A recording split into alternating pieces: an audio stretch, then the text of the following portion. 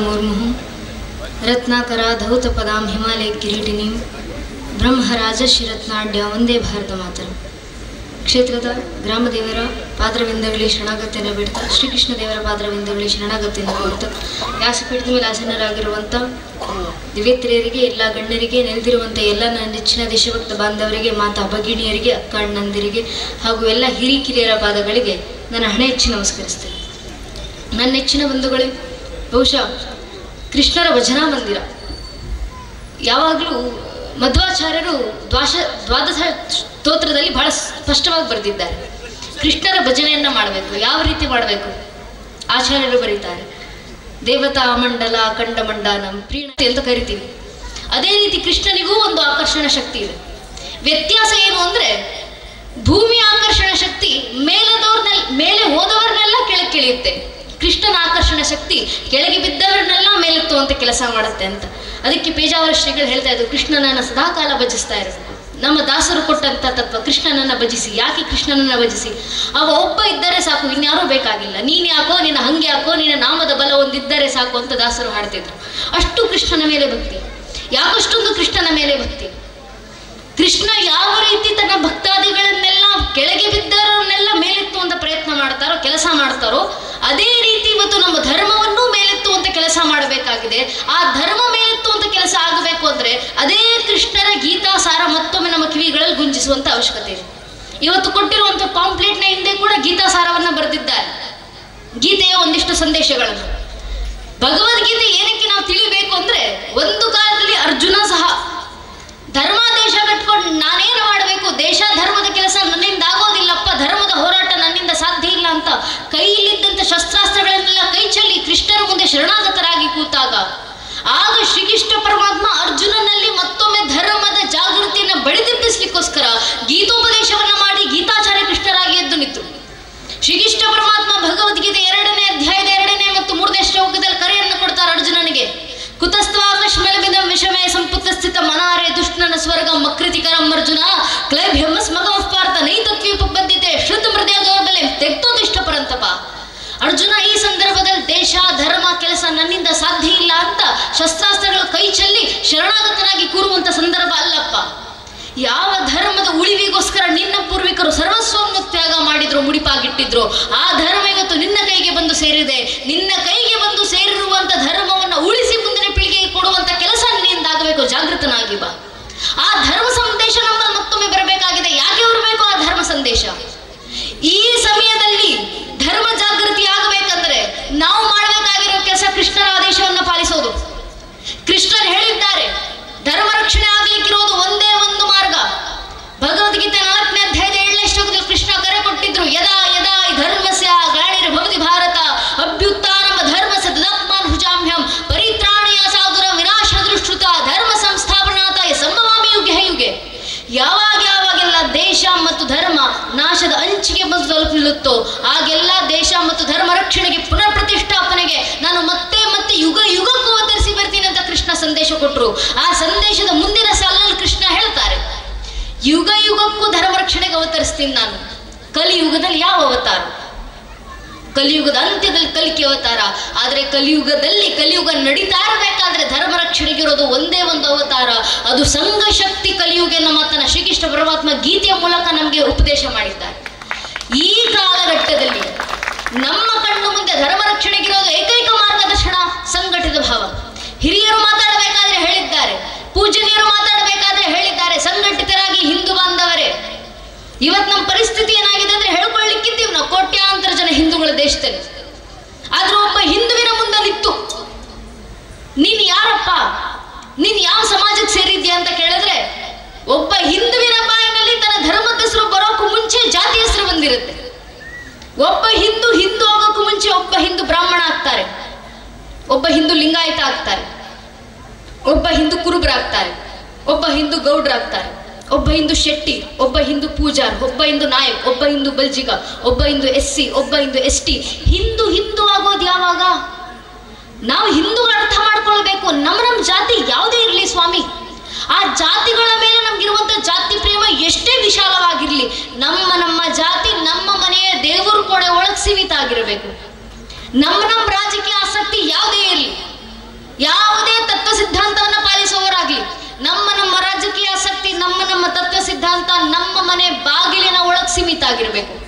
ಪ್ರತಿಯೊಬ್ಬ ಹಿಂದೂ ತನ್ನ ಮನೆಯ ದೇವರ ಕೋಣೆಯನ್ನ ದಾಟಿ ಮನೆಯ ವಸ್ತು ಬಿಟ್ಟು ಹೊರಗೆ ಬರಬೇಕಾದ್ರೆ ಜಾತಿ, ಉಪಜಾತಿ, ಮತ, ಪಂಥ, ಪಂಗಡ, ಕುಲ, ಗೋತ್ರ, ರಾಜಕೀಯ ಆಸಕ್ತಿ, ತತ್ವ, ಸಿದ್ಧಾಂತ ಎಲ್ಲವನ್ನು ಮರೆತು ಹೆಗಲ ಮೇಲೊಂದು ಕೇಸರಿ ಶಾಲು, ಹಣೆ ಮೇಲೆ ಕೇಸರಿ ತಿಲಕ ಇಟ್ಟುಕೊಂಡು ನಾವೆಲ್ಲ ಹಿಂದೂ, ನಾವೆಲ್ಲ ಒಂದು ಅನ್ನೋ ಭಾವನೆಯಲ್ಲಿ ಮನೆ ಬಿಟ್ಟಾಗ ಮಾತ್ರ ಇವತ್ತು ಧರ್ಮ ರಕ್ಷಣೆ.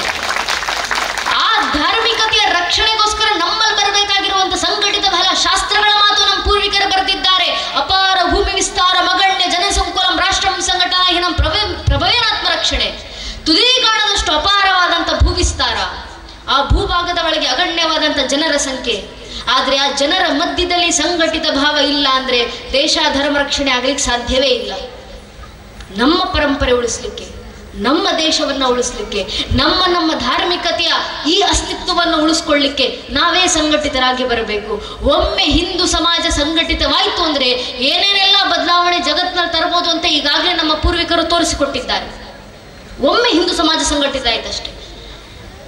ಜಾತಿಗಳ ಹೆಸರಿನಲ್ಲಿ, ರಾಜಕೀಯ ಆಸಕ್ತಿಗಳ ಹೆಸರಿನಲ್ಲಿ, ತತ್ವ ಸಿದ್ಧಾಂತಗಳ ಹೆಸರಿನಲ್ಲಿ ಚದುರು ಹೋಗಿದ್ದಂತ ಹಿಂದೂ ಸಮಾಜ ಒಂದು ಕಾಲದಲ್ಲಿ ರಾಮರ ಒಂದು ನಾಮಬಲವನ್ನು ಹಿಡ್ಕೊಂಡು ಹಿಂದುತ್ವ ಅನ್ನೋ ಏಕಚಿತ್ರ ಛಾಯದೊಳಗೆ ಬಂದು ಹಿಂದುತ್ವಕ್ಕೋಸ್ಕರ, ರಾಮರಿಗೋಸ್ಕರ ಅನ್ನೋ ಏಕ ಧ್ಯೇಯ ವಾಕ್ಯದೊಂದಿಗೆ ಮುನ್ನಡೆಯಲಿಕ್ಕೆ ಶುರು ಮಾಡಿತು. ದಶಕಗಳ ಹಿಂದೆ ಪೂಜನೆ ಅಶೋಕ್ ಸಿಂಗಾಜಿಯವರು ನಿಂತು ಕರೆಯನ್ನ ಕೊಟ್ಟರು. ರೋಮ ರೋಮ ಮೇ ರಮೆ ಹುವೆ ರಾಮ ಕಿಲಿ आवो कार सेवको बनो कार सेवको मिटो कार सेवको अगर समय पड़े तो अयोध्या में बहती सरयू नदी को अपने लहू से लाल करना पड़े तो डरो ना कार सेवको ಅಂತ ಪೂಜನೆ ಅಶೋಕ್ ಸಿಂಗಾಜಿ ಅವರು ಕೊಟ್ಟಂತ ಕರೆ ರೋಮ ರೋಮದಲ್ಲಿ ರಮಿಸಿರುವಂತ ರಾಮರಿಗೋಸ್ಕರ ಬನ್ನಿ ಕಾರ್ ಸೇವಕರಾಗಿ ಹಿಂದೂಗಳೇ. ಸಮಯ ಬಂದರೆ ಅಯೋಧ್ಯೆಯಲ್ಲಿ ಹರಿತಾ ಇರುವಂತ ಸರಿಯೂ ನದಿಯನ್ನ ನಿಮ್ಮ ರಕ್ತದ ಕಣದಿಂದ ಕೆಂಪಾಗಿಸುವ ಸಂದರ್ಭ ಬಂದ್ರು ಹಿಂಜರಿದಿರಿ ಕಾರ್ ಸೇವಕರೇ ಅಂತ ಅಶೋಕ್ ಸಿಂಗಾಜಿ ಅವರು ಕೊಟ್ಟಂತ ಕರೆಗೆ, ಪೂಜನೆ ಕರೆಗೆ ಹೋಗೊಟ್ಟು ನಮ್ಮ ಪೂರ್ವಿಕರು, ನಮ್ಮ ಹಿರಿಯರು, ಈ ದೇಶದ ಲಕ್ಷ ಲಕ್ಷ ಜನ ಹಿಂದೂ ಬಾಂಧವರು ಒಗ್ಗೂಡಿ ಬಂದ್ರಲ್ಲ, ಅಂದು ಒಮ್ಮೆ ನಮ್ಮ ಪೂರ್ವಿಕರು ಒಗ್ಗೂಡಿ ಬಂದ್ರು. ತಾಯಿಂದ್ರು ಬಹಳ ಜನ ಸೇರಿದ್ದೀರಾ, ತಾಯಿಂದ್ರು ನೆನಪಿನಲ್ಲಿ ಇಟ್ಕೊಳ್ಬೇಕು. ತಾಯಿಂದ್ರ ಮಂಡಲ ಇದೆ. ಈ ಧರ್ಮ ಇವತ್ತಿಗೂ ಉಳಿದಿದೆ ಅಂದ್ರೆ ಅದು ತಾಯಿಂದ್ರ ಕಾರಣದಿಂದ. ಆಗಲೇ ದೀಪ ಹಚ್ಚುವ ಸಮಯಕ್ಕೆ ಅಣ್ಣವ್ರು ಹೇಳಿದ್ರು ನಮ್ಮ ಮನೆಯಲ್ಲಿ ಸಂಧ್ಯಾ ಕಾಲದಲ್ಲಿ ದೀಪ ಬೆಳಗ್ತೀವಿ, ಬೆಳಗಿನ ಕಾಲದಲ್ಲಿ ದೀಪವನ್ನ ಬೆಳಗ್ತೀವಿ ಅಂತ. ಆ ದೀಪ ಬೆಳಗುವಂತ ಕೆಲಸ ಮನೆಯಲ್ಲ ಮಾತ್ರ ಅಲ್ಲ, ನಮ್ಮ ಹಿರಿಯ ತಾಯಿಂದ್ರು, ಹಿಂದೆ ಇದ್ದಂತ ತಾಯಿಂದ್ರು ಸಂಧ್ಯಾ ಕಾಲಕ್ಕೆ ಮನೆಯಲ್ಲಿ ದೀಪ ಬೆಳಗುವ ಹೊತ್ತಿಗೆ ನಮ್ಮ ಮಠ ಮಂದಿರಗಳಿಗೂ ಬಂದಿದ್ದಾರೆ, ಭಜನಾ ಮಂದಿರಗಳಿಗೆ ಬಂದಿದ್ದಾರೆ, ದೀಪ ಹಚ್ಚಿಟ್ಟು ಹೋಗಿದ್ದಾರೆ. ಶತಮಾನಗಳಿಂದ ಒಬ್ಬೊಬ್ಬ ತಾಯಿ ಮನೆಯಲ್ಲಿ ಹಚ್ಚುತ್ತಾ ಇರುವಂತ ಆ ದೀಪಗಳಿಂದ ಉಳ್ಕೊಂಡು ಬಂದಿರೋದು ಹಿಂದುತ್ವ ಎಂಬ ಜ್ಯೋತಿ. ಇವತ್ತಿಗೂ ಆ ತಾಯಿಂದ್ರ ಶ್ರಮ. ಮನೆಯಲ್ಲಿ ಭಜನೆಗಳನ್ನ ನಡೆಸ್ತಾ ಇದ್ರು ನಮ್ಮ ತಾಯಿಂದ್ರು. ಆ ತಾಯಿಂದ್ರು ಮಾಡುತ್ತಿದ್ದಂತ ಭಜನೆ ಇವತ್ತಿಗೂ ಧರ್ಮವನ್ನ ಉಳಿಸಿದೆ. ಎಷ್ಟೋ ಜನ ಹಿಂದೂಗಳು ಇವತ್ತಿಗೂ ತಾಯಿ ಶಾರದೆಯನ್ನ ಆರಾಧಿಸ್ತೀವಿ, ನಾವು ಕೃಷ್ಣನ ಆರಾಧಿಸ್ತೀವಿ. ಏನಕ್ಕೆ? ಕೃಷ್ಣನ ಬಗ್ಗೆ ಭಾಗವತದಲ್ಲಿ ಏನೋ ಓದ್ಕೊಂಡಿದ್ದೀವಿ ಅನ್ನೋ ಕಾರಣಕ್ಕಲ್ಲ. ಚಿಕ್ಕಂದಿನಿಂದ ನನ್ನ ತಾಯಿ ಹೇಳ್ಕೊಟ್ಟಿದ್ದಾಳೆ, ದೇವಕಿನಂದನ ಶ್ರೀಕೃಷ್ಣ ಪರಮಾತ್ಮ, ಯಶೋದಾನಂದನ ಶ್ರೀಕೃಷ್ಣ ಪರಮಾತ್ಮ, ಜಗದೋದ್ಧಾರನ ಶ್ರೀಕೃಷ್ಣ ಪರಮಾತ್ಮ ಅಂತ ಭಜನೆಗಳ ಮೂಲಕ ಕೃಷ್ಣನನ್ನ ಪರಿಚಯ ಮಾಡಿಕೊಟ್ಟಲ್ಲ ನಮ್ಮ ತಾಯಿಂದ್ರು. ಅದಕ್ಕೆ ನಮ್ಮ ಹಿಂದೂಗಳಲ್ಲಿ ಇವತ್ತಿಗೂ ಕೃಷ್ಣನ ಭಕ್ತಿ ಉಳಿದಿರೋದು. ತಾಯಿ ಶಾರದೆಯನ್ನು ಆರಾಧಿಸ್ತೀವಿ. ಏನಕ್ಕೆ? ತಾಯಿ ಶಾರದೆಯ ಮಹಿಮೆಯನ್ನ ನಾವು ಮತ್ಸ್ಯ ಪುರಾಣದಿಂದ ಓದ್ಕೊಂಡು ಬಂದಿದ್ದೀವಿ ಅನ್ನೋ ಕಾರಣಕ್ಕಲ್ಲ. ಎಷ್ಟು ಚಂದ ಶಾರದಮ್ಮ, ನಿನ್ನ ನೋಡಲೆರಡು ಕಣ್ಣುಗಳು ಸಾಲದಮ್ಮ ಅಂತ ನಮ್ಮ ತಾಯಿ ದಿನ ಹೇಳ್ಕೊಟ್ಟಿದ್ದಾರಲ್ಲ ಮನ್ನಲ್ಲಿ ಭಜನೆಗಳ ಮೂಲಕ. ಆದ್ರಿಂದ ತಾಯಿ ಶಾರದೆ ಮೇಲಂತ ಭಕ್ತಿ ನಮಗೆ. ಆ ತಾಯಿಂದ್ರು ಮಾಡಿರುವಂತ ಕೆಲಸ, ಈ ಭಜನೆ ಪರಂಪರೆ ಹೀಗೆ ಮುಂದುವರಿಬೇಕು. ಮನೆಗಳಲ್ಲಿ ಭಜನೆ ಆಗಬೇಕು. ಭಜನೆ ಮಾಡುವ ಮನೆ ಎಂದಿಗೂ ವಿಭಜನೆ ಆಗೋದಿಲ್ಲ ಅನ್ನೋದು ನಮ್ಮ ಹಿರಿಯರ ಮಾತು. ನಮ್ಮ ಮಕ್ಕಳ ಕೈಗೆ, ಆಗ್ಲೇ ಅಣ್ಣವ್ರು ಹೇಳಿದ್ರಲ್ಲ, ಮಕ್ಕಳ ಕೈಗೆ ಫೋನ್ಗಳನ್ನು ಕೊಡ್ತಾ ಇದ್ದೀವಿ. ಭಜನಾ ಮಂದಿರಗಳನ್ನು ನೋಡಿದಾಗ ಬಹಳ ಸಂತೋಷ ಆಗೋ ವಿಚಾರ ಅದು. ಕೈಗೆ ಮಕ್ಕಳಿಗೆ ಮೊಬೈಲ್ ಕೊಡುವಂತ ಕಾಲಕ್ಕೆ ಕೈಯಲ್ಲಿರುವಂತ ಮೊಬೈಲನ್ನ ಪಕ್ಕಕ್ಕೆ ಸರಿಸಿ ಕೈಗೊಂದು ಕಂಸಾಳೆಯನ್ನು ಕೊಟ್ಟು, ಕೈಗೊಂದು ತಾಳವನ್ನು ಕೊಟ್ಟು ಭಗವಂತನ ಭಜನೆಯನ್ನ ಮಾಡಿಸ್ತಿದ್ದೀವಲ್ಲ. ಮಕ್ಕಳ ಕೈಗೆ ತಾಳ ಕಂಸಾಳೆ ಕೊಡಬೇಕು. ಯಾಕೆ? ಗಂಟಾ ಪೂಜೆ ಸಂದರ್ಭದಲ್ಲಿ ನಾವು ಮಂತ್ರ ಹೇಳ್ತೀವಿ, ಆಗಮಾರ್ತಂತು ದೇವಾನಾಂ ಗಮನಾರ್ಥಂತು ರಕ್ಷಸಾಂ ಕುರುಗಂಟಾರವಂತತ್ರ ದೇವತಾವಾನ ಲಾಂಛನಂ. ಗಂಟೆಯ ಸದ್ದು, ಕಂಸಾಳೆಯ ಸದ್ದು, ತಾಳದ ಸದ್ದು ಕೇಳಿದ್ರೆ ಸಾಕು ಭಗವಂತನ ಬರ್ತಾನೆ ಅಂತ. ಭಗವಂತ ಬರ್ತಿದ್ದಾನೆ ಅನ್ನೋದಕ್ಕೆ ಒಂದು ಸಂಕೇತ ಆ ಗಂಟೆಯ ಸದ್ದು, ಆ ತಾಳದ ಸದ್ದು, ಕಂಸಾಳೆಯ ಸದ್ದು. ನಮ್ಮ ಮಕ್ಕಳಲ್ಲಿ ಭಗವಂತ ಬಂದು ನೆಲೆಸಬೇಕಂದ್ರೆ ಮಕ್ಕಳ ಕೈಗಳ ಆ ತಾಳದ ಸದ್ದು ಬರ್ಲಿಕ್ಕೆ ಶುರುವಾಗಬೇಕು. ಆ ಮಕ್ಕಳ ಕೈಯಿಂದ ಭಜನೆಗಳನ್ನ ಮಾಡಿಸಬೇಕು. ಈ ಧರ್ಮ ಉಳಿಯೋದು ಯಾರಿಂದ? ಆ ಮಕ್ಕಳ ಕೈಯಿಂದಲೇ. ಇಷ್ಟು ವರ್ಷ ನಮ್ಮ ಪೂರ್ವಿಕರು ಧರ್ಮವನ್ನು ಉಳಿಸ್ಕೊಂಡು ಬಂದಿದ್ದಾರಲ್ಲ, ಅಂದು ನಮ್ಮ ಪೂರ್ವಿಕರು ಜಾಗೃತರಾಗಿ ಬಂದು ಸಂಘಟಿತರಾಗಿ ಬಂದ್ರು. ತಾಯಿಂದ್ರು ವಿಶೇಷವಾಗಿ ನಮ್ಮ ತಾಯಿಂದ್ರು ನೆನ್ಪಿಟ್ಕೊಳ್ಬೇಕು. ಅಂದು ರಾಮರ ಮಂದಿರದ ಕಾರ ಸೇವೆಗೆ ಅಂತ ಅಯೋಧ್ಯ ಪುಣ್ಯ ಭೂಮಿನಲ್ಲಿ ನೆರೆದಿದ್ದಂತ 3.5 ಲಕ್ಷ ಜನ ಕಾರ್ಯಸೇವಕರಲ್ಲಿ 36,000 ಜನ ಹೆಣ್ಣು ಮಕ್ಕಳು ತಾಯಂದ್ರು ಕಾರ್ಯಸೇವಕರಾಗಿ ಅಯೋಧ್ಯೆ ಪುಣ್ಯಭೂಮಿಯಲ್ಲಿ ರಾಮರ ಕಾರ್ಯವನ್ನು ಸಾಕಾರಗೊಳಿಸ್ಲಿಕ್ಕೆ ನಿಂತಿದ್ರು. ಆ 36,000 ಜನ ಹೆಣ್ಣು ಮಕ್ಕಳ ರಾಮಭಕ್ತಿ, ತಾಯಂದಿರ ಶ್ರಮ, ಎದುರಿಗೆ ಮಾತಾ ಉಮಾಭಾರತಿ ಕಾವಿ ತೊಟ್ಟಂತ ಮಾತಾ ರಿತಂಬರಿ, ಜೊತೆಗೆ 36,000 ಜನ ಹೆಣ್ಣು ಮಕ್ಕಳು ಕೈ ಕೈ ಹಿಡಿದು ಮಾನವ ಸರಪಳಿಗಳನ್ನ ಮಾಡಿ ಹಿಂದೆ ಇದ್ದಂತ ಲಕ್ಷ ಲಕ್ಷ ಜನ ನಮ್ಮ ಪೂರ್ವಿಕರು ಕಾರ್ಯಸೇವಕರು ರಾಮ್ ಲಲ್ಲಾ ಅಮ್ಮ ಹೆಂಗೆ ಮಂದಿರ್ ವಹಿ ಬನಾಯಂಗೆ ಬಚ್ಚಾ ಬಚ್ಚಾ ರಾಮ ಕಾ ಜನ್ಮಭೂಮಿ ಕೆ ಕಾಮ್ ಕಾ ಅಂತ ರಾಮರಿಗೆ ಜೈಘೋಷಗಳನ್ನ ಹಾಕ್ತಾ ಸಂಘಟಿತರಾಗಿ ಬಂದ್ರಲ್ಲ. ಅಂದು ನಮ್ಮ ಪೂರ್ವಿಕರು ತೋರಿದಂತ ಆ ಸಂಘಟಿತ ಬಲ ಒಮ್ಮೆ ಹಿಂದೂ ಸಮಾಜ ಸಂಘಟಿತವಾಗಿ ಬಂತು. ಪರಿಣಾಮ ರಾಮರ ದಯೆಯಿಂದ 500 ವರ್ಷಗಳ ಹೋರಾಟದ ನಂತರ, 78ಕ್ಕೂ ಹೆಚ್ಚು ಮಹಾ ಕದನಗಳ ನಂತರ, ಸುಮಾರು 3.5 ಲಕ್ಷ ಜನ ಹಿಂದೂ ಕಾರ್ಯಸೇವಕರ ಬಲಿದಾನಗಳ ನಂತರ ಹಿಂದೊನ್ನಸಾಗಿರುವಂತಹ ಶತಮಾನಗಳ ಕನಸು ನಮ್ಮ ಅಯೋಧ್ಯ ರಾಮ್ಲಲ್ಲಾರ ರಾಮ ಮಂದಿರ. ಆ ಒಂದು ರಾಮ ಮಂದಿರದ ನಿರ್ಮಾಣಕ್ಕೆ ಎಷ್ಟು ಕನಸುಗಳು. ಇಂದು ರಾಮ ಮಂದಿರದ ಕಾರ್ಯ ಸಾಕಾರಗೊಂಡಿದೆ. ಯಾರ ಕಾರಣದಿಂದ? ನಮ್ಮ ಹಿರಿಯರಲ್ಲಿದ್ದಂತ ಸಂಘಟಿತ ಬಲದ ಕಾರಣದಿಂದ. ಆದ್ರೆ ಈ ಸಂಘಟಿತ ಬಲ, ಈ ಧರ್ಮ ಜಾಗೃತಿ ಅಲ್ಲಿಗೆ ನಿಲ್ಲೋದಲ್ಲ. ರಾಮ ಮಂದಿರಕ್ಕೆ ಮಾತ್ರ ಸಂಘಟಿತ ಬಲ ನಿಲ್ಲೋದಲ್ಲ. ರಾಮ ಮಂದಿರದ ನಂತರ ಮನೆ ಮನೆಗೂ ರಾಮರ ಭಕ್ತಿ ಬರಬೇಕು. ರಾಮರ ಕಾರ್ಯದ ನಂತರ ಮುಂದೆ ಯಾವುದು ಕಾರ್ಯ ಅಂದ್ರೆ ಸಂಘಟನೆ ಹಿರಿಯರು ಕರೆ ಕೊಟ್ಟಿದ್ದಾರೆ. ಭಾರತ್ ಕ ಪ್ರತ್ಯೇಕ ಘರ್ ಅಯೋಧ್ಯ ಬನಾಯಂಗೆ. ಭಾರತದ ಮನೆ ಮನೆಯನ್ನು ಅಯೋಧ್ಯೆಯನ್ನಾಗಿಸೋದು ನಮ್ಮ ಮುಂದಿನ ಗುರಿ. ಮನೆ ಮನೆ ಅಯೋಧ್ಯ ಆಗೋದಂದ್ರೆ ಏನು? ಮನೆಯಲ್ಲಿರುವಂತ ಒಂದೊಂದು ಹಿಂದೂ ಮಗುವಿನಲ್ಲೂ ರಾಮರ ಭಕ್ತಿ ತರೋದು, ಸೀತಾಮಾತೆ ಭಕ್ತಿಯನ್ನ ಬೆಳೆಸೋದು. ಆಗ ಮನೆ ಮನೆ ಅಯೋಧ್ಯೆ ಆಗುತ್ತೆ.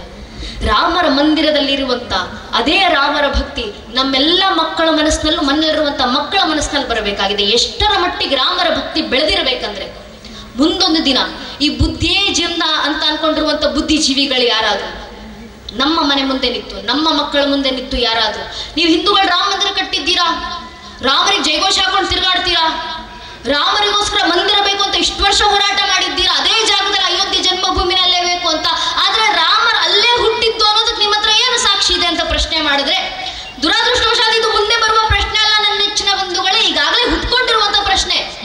ಕೋರ್ಟ್ ನಲ್ಲಿ ನಿಂತು ರಾಮ ಮಂದಿರದ ಪರವಾಗಿ ವಾದ ಮಾಡ್ತಿದ್ದಂತ ಕೆ ಪರಾಶರನ್ ಎಂಬ ವಕೀಲರ ವಿರುದ್ಧ ನಿಂತಿದ್ದಂತ ಕಪಿಲ್ ಸಿಬ್ಬಲ್ ಎಂಬ ವಕೀಲರು ಕೋರ್ಟ್ ನಲ್ಲಿ ನಿಂತು ಪ್ರಶ್ನೆ ಮಾಡ್ತಾರೆ, ರಾಮರು ಇಲ್ಲೇ ಹುಟ್ಟಿದ್ರು ಅನ್ನೋದಕ್ಕೆ ಹಿಂದೂಗಳ ಹತ್ರ ಏನು ಸಾಕ್ಷಿ ಇದೆ ಅಂತ. ಇದು ನಮ್ ದೌರ್ಭಾಗ್ಯ. ನಮ್ ದೇಶದಲ್ಲೇ ಒಂದಿಷ್ಟು ಜನ ಹುಟ್ಕೊಂಡಿದ್ದಾರೆ. ಕೆಲವೊಂದಿಷ್ಟು ಜನ ಕೇಳ್ತಾರ ಬುದ್ಧಿಜೀವಿಗಳಲ್ಲಿ, ನಿಮ್ ರಾಮರು ಹುಟ್ಟಿದ್ರು ಅನ್ನೋದಕ್ಕೆ ಏನು ಸಾಕ್ಷಿ ನಮ್ಮ ಹತ್ರ? ನಿಮ್ಮ ರಾಮರ ಐತಿಹಾಸಿಕ ಪುರುಷ ಅಲ್ಲಪ್ಪ, ನಿಮ್ ರಾಮರ ಕಾಲ್ಪನಿಕ. ಅಂಥ ನಮ್ಮ ಆರಾಧ್ಯ ದೈವ ಮರ್ಯಾದ ಪುರುಷೋತ್ತಮ ಪ್ರಭು ಶ್ರೀರಾಮಚಂದ್ರರ ಅಸ್ತಿತ್ವದ ಮೇಲೆ ಪ್ರಶ್ನೆ ಚಿಹ್ನೆಯನ್ನು ಹಾಕುವಂತ ಸಾವಿರಾರು ಜನ ನಮ್ಮ ದೇಶದಲ್ಲಿ ಹುಟ್ಕೊಂಡಿದ್ದಾರೆ. ಮೌಢ್ಯ ಬೆಳೀತಾ ಇದೆ ದೇಶದಲ್ಲಿ. ಈ ದೌರ್ಭಾಗ್ಯವನ್ನ ನಾವು ಮತ್ತೊಮ್ಮೆ ದೇಶದಿಂದ ತೊಲಗಿಸಬೇಕು ಅಂದ್ರೆ, ಮೌಢ್ಯವನ್ನ ದೇಶದಿಂದ ಹೊರಗಾಕಬೇಕಂದ್ರೆ ಇಡೀ ದೇಶದಾದ್ಯಂತ ರಾಮರು ಎಂಬ ಬೆಳಕನ್ನ ಚೆಲ್ಲಬೇಕಾಗಿದೆ.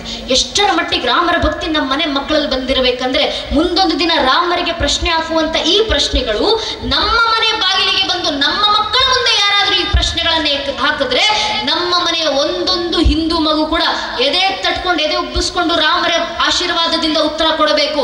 ರಾಮರ ಅಸ್ತಿತ್ವಕ್ಕೆ ಮಾತ್ರ ಅಲ್ಲಪ್ಪ, ಇಡೀ ಶ್ರೀರಾಮಚಂದ್ರರ ವಂಶ ವೃಕ್ಷದ ಅಸ್ತಿತ್ವಕ್ಕೆ ನಾನು ಸಾಕ್ಷಿಯನ್ನು ಕೊಡಬಲ್ಲೆ. ನಮ್ಮ ಮಕ್ಕಳ ಬಾಯಿಂದ ಬರಬೇಕು ರಾಮರ ದಯೆಯಿಂದ. ಮೊದಲಿಗೆ ಬಂದದ್ದು ಶ್ರೀಹರಿ, ಶ್ರೀಹರಿಯ ಮಗ ಬ್ರಹ್ಮ, ಬ್ರಹ್ಮನ ಮಗ ಮರೀಚಿ, ಮರೀಚ ಮಗ ಕಶ್ಯಪ, ಕಶ್ಯಪನ ಮಗ ಸೂರ್ಯ, ಸೂರ್ಯನ ಮಗ ಮನು, ಮನುವಿನ ಮಗ ಇಕ್ಷ್ವಾಕು, ಇಕ್ಷ್ವಾಕುವಿನ ಮಗ ಕುಕ್ಷಿ, ಕುಕ್ಷಿಯ ಮಗ ವಿಕುಕ್ಷಿ, ವಿಕುಕ್ಷಿಯ ಮಗ ಬಾಣ, ಬಾಣನ ಮಗ ಅನರಾರಣ್ಯ, ಅನರಾರಣ್ಯನ ಮಗ ಭೃದು, ಭೃದುವಿನ ಮಗ ತ್ರಿಶಂಕು, ತ್ರಿಶಂಕುವಿನ ಮಗ ದುಂಡುಮಾರ, ದುಂಡುಮಾರನ ಮಗ ಮಾಂಧಾತ, ಮಾಂಧಾತನ ಮಗ ಸುಸಂಧಿ, ಸುಸಂಧಿಯ ಮಗ ಧ್ರುವಸಂಧಿ, ಧ್ರುವಸಂಧಿಯ ಮಗ ಭರತ, ಭರತನ ಮಗ ಅಶೀತ, ಅಶೀತನ ಮಗ ಸಗರ, ಸಗರನ ಮಗ ಅಸಮಂಜಸ, ಅಸಮಂಜಸನ ಮಗ ಅಂಶುಮಂತ, ಅಂಶುಮಂತನ ಮಗ ದಿಲೀಪ, ದಿಲೀಪನ ಮಗ ಭಗೀರಥ, ಭಗೀರಥನ ಮಗ ಕುಕುತ್ಸು, ಕುಕುತ್ಸುವಿನ ಮಗ ರಘು, ರಘುವಿನ ಮಗ ಪ್ರವೃದ್ಧ, ಪ್ರವೃದ್ಧನ ಮಗ ಶಶಂಕು, ಶಶಂಕುವಿನ ಮಗ ಸುದರ್ಶನ, ಸುದರ್ಶನನ ಮಗ ಅಗ್ನಿವರ್ಣ, ಅಗ್ನಿವರ್ಣನ ಮಗ ಶೀಘ್ರವೇದ, ಶೀಘ್ರವೇದನ ಮಗ ಮರು, ಮರುವಿನ ಮಗ ಪ್ರಶಿಷಕ, ಪ್ರಶಿಷಕನ ಮಗ ಅಂಬರೀಷ, ಅಂಬರೀಷನ ಮಗ ನಘೂಷ, ನಘೂಷನ ಮಗ ಯಾತಿ, ಯಾತಿಯ ಮಗ ನಾಭಾಗ, ನಾಭಾಗನ ಮಗ ಅಜ, ಅಜನ ಮಗ ದಶರಥ, ದಶರಥನ ಮಗನೇ ರಘುವಂಶದನಾಗವ ಪ್ರಭು ಶ್ರೀರಾಮಚಂದ್ರರು ಅಂತ ಹೇಳುವ ಮಟ್ಟಕ್ಕೆ ನಮ್ಮ ಹಿಂದೂ ಮನೆಯ ಒಂದೊಂದು ಹಿಂದೂ ಮಗುವಿನಲ್ಲೂ ರಾಮರ ಭಕ್ತಿ ಬಂದ್ರೆ ಸಾಕು ನನ್ನ ನೆಚ್ಚಿನ ಬಂಧುಗಳೇ. ಇದೇ ರಾಮ ಜಾಗೃತಿ, ಇದೇ ಧರ್ಮ ಜಾಗೃತಿ, ಇದೇ ಧರ್ಮ ಜಾಗೃತಿನ ತರಬೇಕಾಗಿರೋದು. ಇಷ್ಟು ಧರ್ಮ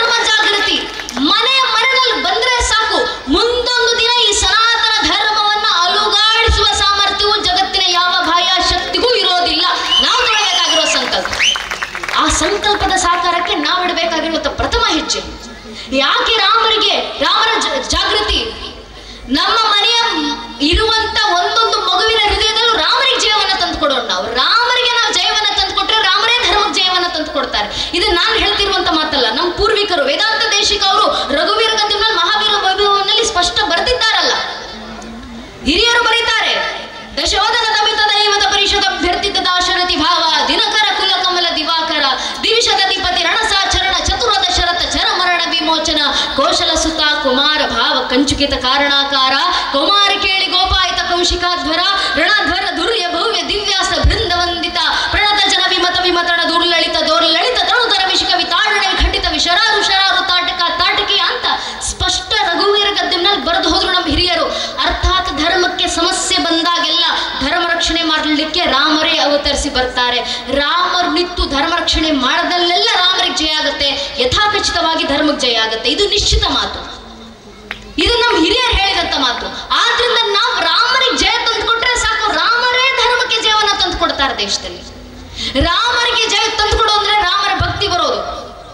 ಮನೆಯಲ್ಲಿ ರಾಮರ ಭಕ್ತಿಯನ್ನು ತರಬೇಕಂದ್ರೆ ಮಕ್ಕಳಿಗೆ ರಾಮರ ಬೋಧನೆಯನ್ನ ಮಾಡಬೇಕು, ರಾಮರ ಆದರ್ಶ ಮಕ್ಕಳಿಗೆ ಕೊಡಬೇಕು. ಮಕ್ಕಳನ್ನ ಕಾನ್ವೆಂಟ್ ಕಳಿಸಿ ಲಕ್ಷ ಸಂಬಳವನ್ನ ಕಟ್ಟಿ ನಮ್ಮ ಮಕ್ಕಳು ಇಂಗ್ಲಿಷ್ ನಲ್ಲಿ ಮಾತಾಡಿದ್ರೆ ಸಾಕು ಚೆನ್ನಾಗಿ. ನಮ್ಮ ಮಕ್ಕಳು ಯಾವುದೋ ಒಂದು ಕೆಲಸಕ್ಕೆ ಹೋಗಿ 30-40 ಸಾವಿರ ಸಂಬಳ ತಗೊಂಡು ಸೆಟ್ಲ್ ಆದ್ರೆ ಸಾಕಲ್ಲ, ಜೀವನದಲ್ಲಿ ಆಸ್ತಿ ಅಂತಸ್ತು ಮಾಡಿಕ್ಕಿದ್ರೆ ಸಾಕು. ಏನಕ್ಕೆ ರಾಮರ ಬೋಧನೆ ನಮ್ಮ ಮಕ್ಕಳಿಗೆ, ಏನಕ್ಕೆ ಧರ್ಮ ಬೋಧನೆ ನಮ್ಮ ಮಕ್ಕಳಿಗೆ ಅಂತ ಅನೇಕ ಹಿಂದೂ ಪೋಷಕರೇ ಭಾವಿಸ್ತಾರೆ. ಯಾರ್ಯಾರೆಲ್ಲ ಕೆಲವೊಂದಿಷ್ಟು ಜನ ಹಿಂದೂ ಪೋಷಕರು ಧರ್ಮಾದೇಶ ಕಟ್ಕೊಂಡು ನನ್ನ ಮಗುಗೇನು ಸ್ವಾಮಿ, ನನ್ನ ಮಗು ಜೀವನದಲ್ಲಿ ಸುಖವಾಗಿ ಬದುಕಿದ್ರೆ ಸಾಕು, ಹಣ ಸಂಪಾದಿಸ್ಕೊಂಡು ನಮ್ಮ ಮಗು ಏನಕ್ಕೆ ಧರ್ಮ ಕಾರ್ಯ ಮಾಡಬೇಕು ಅಂತ ಅನಿಸಿದ್ರೆ ದಯವಿಟ್ಟು ಸ್ವಲ್ಪ ಬಾಂಗ್ಲಾದ ಕಡೆ ಕಣ್ಣಾಯಿಸಿ ನೋಡಿ. ನಮ್ಮದೇ ಕಣ್ಣು ಮುಂದೆ ನಡೀತಾ ಇರುವಂತ ಘಟನೆ ಇದು. ಯಾರ್ಯಾರೆಲ್ಲ ಕಾಶ್ಮೀರಿ ಫೈಲ್ಸ್ ಸುಳ್ಳು ಅಂತ ಹೇಳ್ತಿದ್ರು, ಕಾಲ್ಪನಿಕ ಅಂತ ಹೇಳ್ತಿದ್ರು, ನಮ್ಮ ಕಣ್ಣು ಮುಂದೆ ಬಾಂಗ್ಲಾ ಫೈಲ್ಸ್ ನಡೀತಾ ಇದೆ. ಪ್ರತಿನಿತ್ಯ ದೃಶ್ಯ ಮಾಧ್ಯಮದಲ್ಲಿ ನೋಡ್ತಾ ಇದೀವಿ, ಪತ್ರಿಕೋದ್ಯಮಗಳಲ್ಲಿ ನೋಡ್ತಾ ಇದೀವಿ. ಬಾಂಗ್ಲಾದ ಹಿಂದೂಗಳಿಗೆ ಯಾವ ಪರಿಸ್ಥಿತಿ ಬಂದಿದೆ?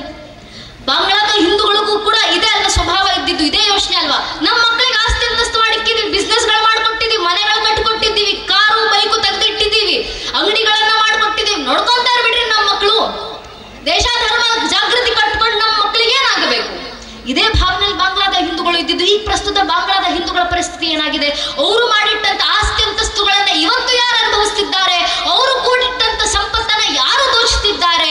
ಅವರು ಮಾಡಿಟ್ಟಂತ ಮನೆ, ಕಾರು, ಬೈಕ್ಗಳನ್ನ ಯಾರು ತಗೊಂಡು ಹೋಗ್ತಿದ್ದಾರೆ? ಯಾರ ಕೈಗೆ ಸೇರಿದೆ? ಯಾರ ಪಾಲಿಗೆ ಸೇರಿದೆ? ಸ್ವಲ್ಪ ಯೋಚನೆ ಮಾಡಿ ನೋಡಿ.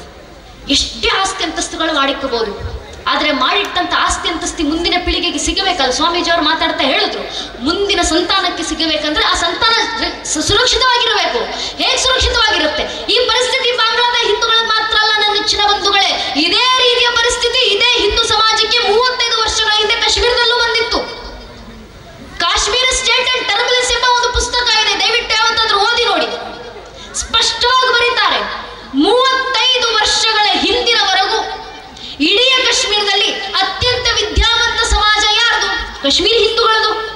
35 ವರ್ಷಗಳ ಹಿಂದಿನವರೆಗೂ ಕಾಶ್ಮೀರದಲ್ಲಿ ಅತ್ಯಂತ ಶ್ರೀಮಂತ ಸಮಾಜ ಯಾರ್ದು? ಕಾಶ್ಮೀರದ 90% ಬಿಸ್ನೆಸ್ ನೋಡ್ಕೊಂತಿದ್ದಂತ ಸಮಾಜ ಯಾರ್ದು? ಹಿಂದೂ ಸಮಾಜದ್ದು. 35 ವರ್ಷಗಳ ಹಿಂದೆ ರಾತ್ರೋರಾತ್ರಿ Kashmiri Pandits were wiped out from the region of Kashmir. ಎಲ್ಲಿ ಹೋದ್ರು ಅಲ್ಲಿನ ಹಿಂದೂಗಳು? ಅವ್ರು ಮಾಡಿಟ್ಟಂತ ಆಸ್ತಿ ಅಂತಸ್ತುಗಳು ಯಾರ ಪಾಲಿಗಾಯ್ತು? ಹಿರಿಯರು ಮಾತಾಡಬೇಕಾದ್ರೆ ಅದೇ ವಿಷಯವನ್ನೆಲ್ಲ ಚರ್ಚೆ ಮಾಡಿದ್ದು. ಯಾರ ಪಾಲಿಗೋಯ್ತು ನಾವು ಮಾಡಿಟ್ಟಂತ ಆಸ್ತಿ ಅಂತಸ್ತುಗಳು? ಕಾಶ್ಮೀರ ಹಿಂದೂಗಳು ಬಾಂಗ್ಲಾದ ಹಿಂದೂಗಳು ಮಾತ್ರ ಅಲ್ಲ ನನ್ನ ನೆಚ್ಚಿನ ಬಂಧುಗಳೇ. 1947ರವರೆಗೂ ಲಾಹೋರ್ನ ಭಾಗದಲ್ಲಿ ಅತ್ಯಂತ ವಿದ್ಯಾವಂತ ಸಮಾಜ, ಶ್ರೀಮಂತ ಸಮಾಜ, ಬಿಸ್ನೆಸ್ ನೋಡ್ಕೊಂತಿದ್ದಂತ ಸಮಾಜ ಯಾರ್ದು? ಹಿಂದೂ ಮತ್ತು ಪಂಜಾಬಿ ಸಿಕ್ಕರದಲ್ವಾ? ಎಲ್ಲಿ ಹೋದ್ರು ಅಲ್ಲಿದ್ದಂತ ಹಿಂದೂ ಮತ್ತು ಸಿಕ್ಕರು. ಕರಾಚಿನಲ್ಲಿ 2/3 ಆಫ್ ದ ಕರಾಚಿ ಪಾಪ್ಯುಲೇಷನ್ ಇದ್ದಿದ್ದು ಯಾರ್ದು? ಅತ್ಯಂತ ವಿದ್ಯಾವಂತ ಸಮಾಜ, ಶ್ರೀಮಂತ ಸಮಾಜ, ಬಿಸ್ನೆಸ್ ನೋಡ್ಕೊಂತಿದ್ದಂತ ಸಮಾಜ ಹಿಂದೂ ಸಿಂಧಿ ಮತ್ತು ಹಿಂದೂ ಪಂಜಾಬಿ. ಅಲ್ಲಿದ್ದಂತ ಹಿಂದೂಗಳಿಗೆ ಎಲ್ಲೋದ್ರು? ರಂಗೂನ್ನ 1/3 ಆಫ್ ದ ಪಾಪ್ಯುಲೇಷನ್ ಅತ್ಯಂತ ವಿದ್ಯಾವಂತ ಸಮಾಜ, ಶ್ರೀಮಂತ ಸಮಾಜ ಹಿಂದೂಗಳು. ಅಲ್ಲಿದ್ದಂತ ಹಿಂದೂಗಳು ಎಲ್ಲಿಗೆ ಹೋದ್ರು? ಅವರು ಮಾಡಿಟ್ಟಂತ ಆಸ್ತಿ ಅಂತಸ್ತುಗಳು ಯಾರ ಪಾಲಿಗಾಯ್ತು?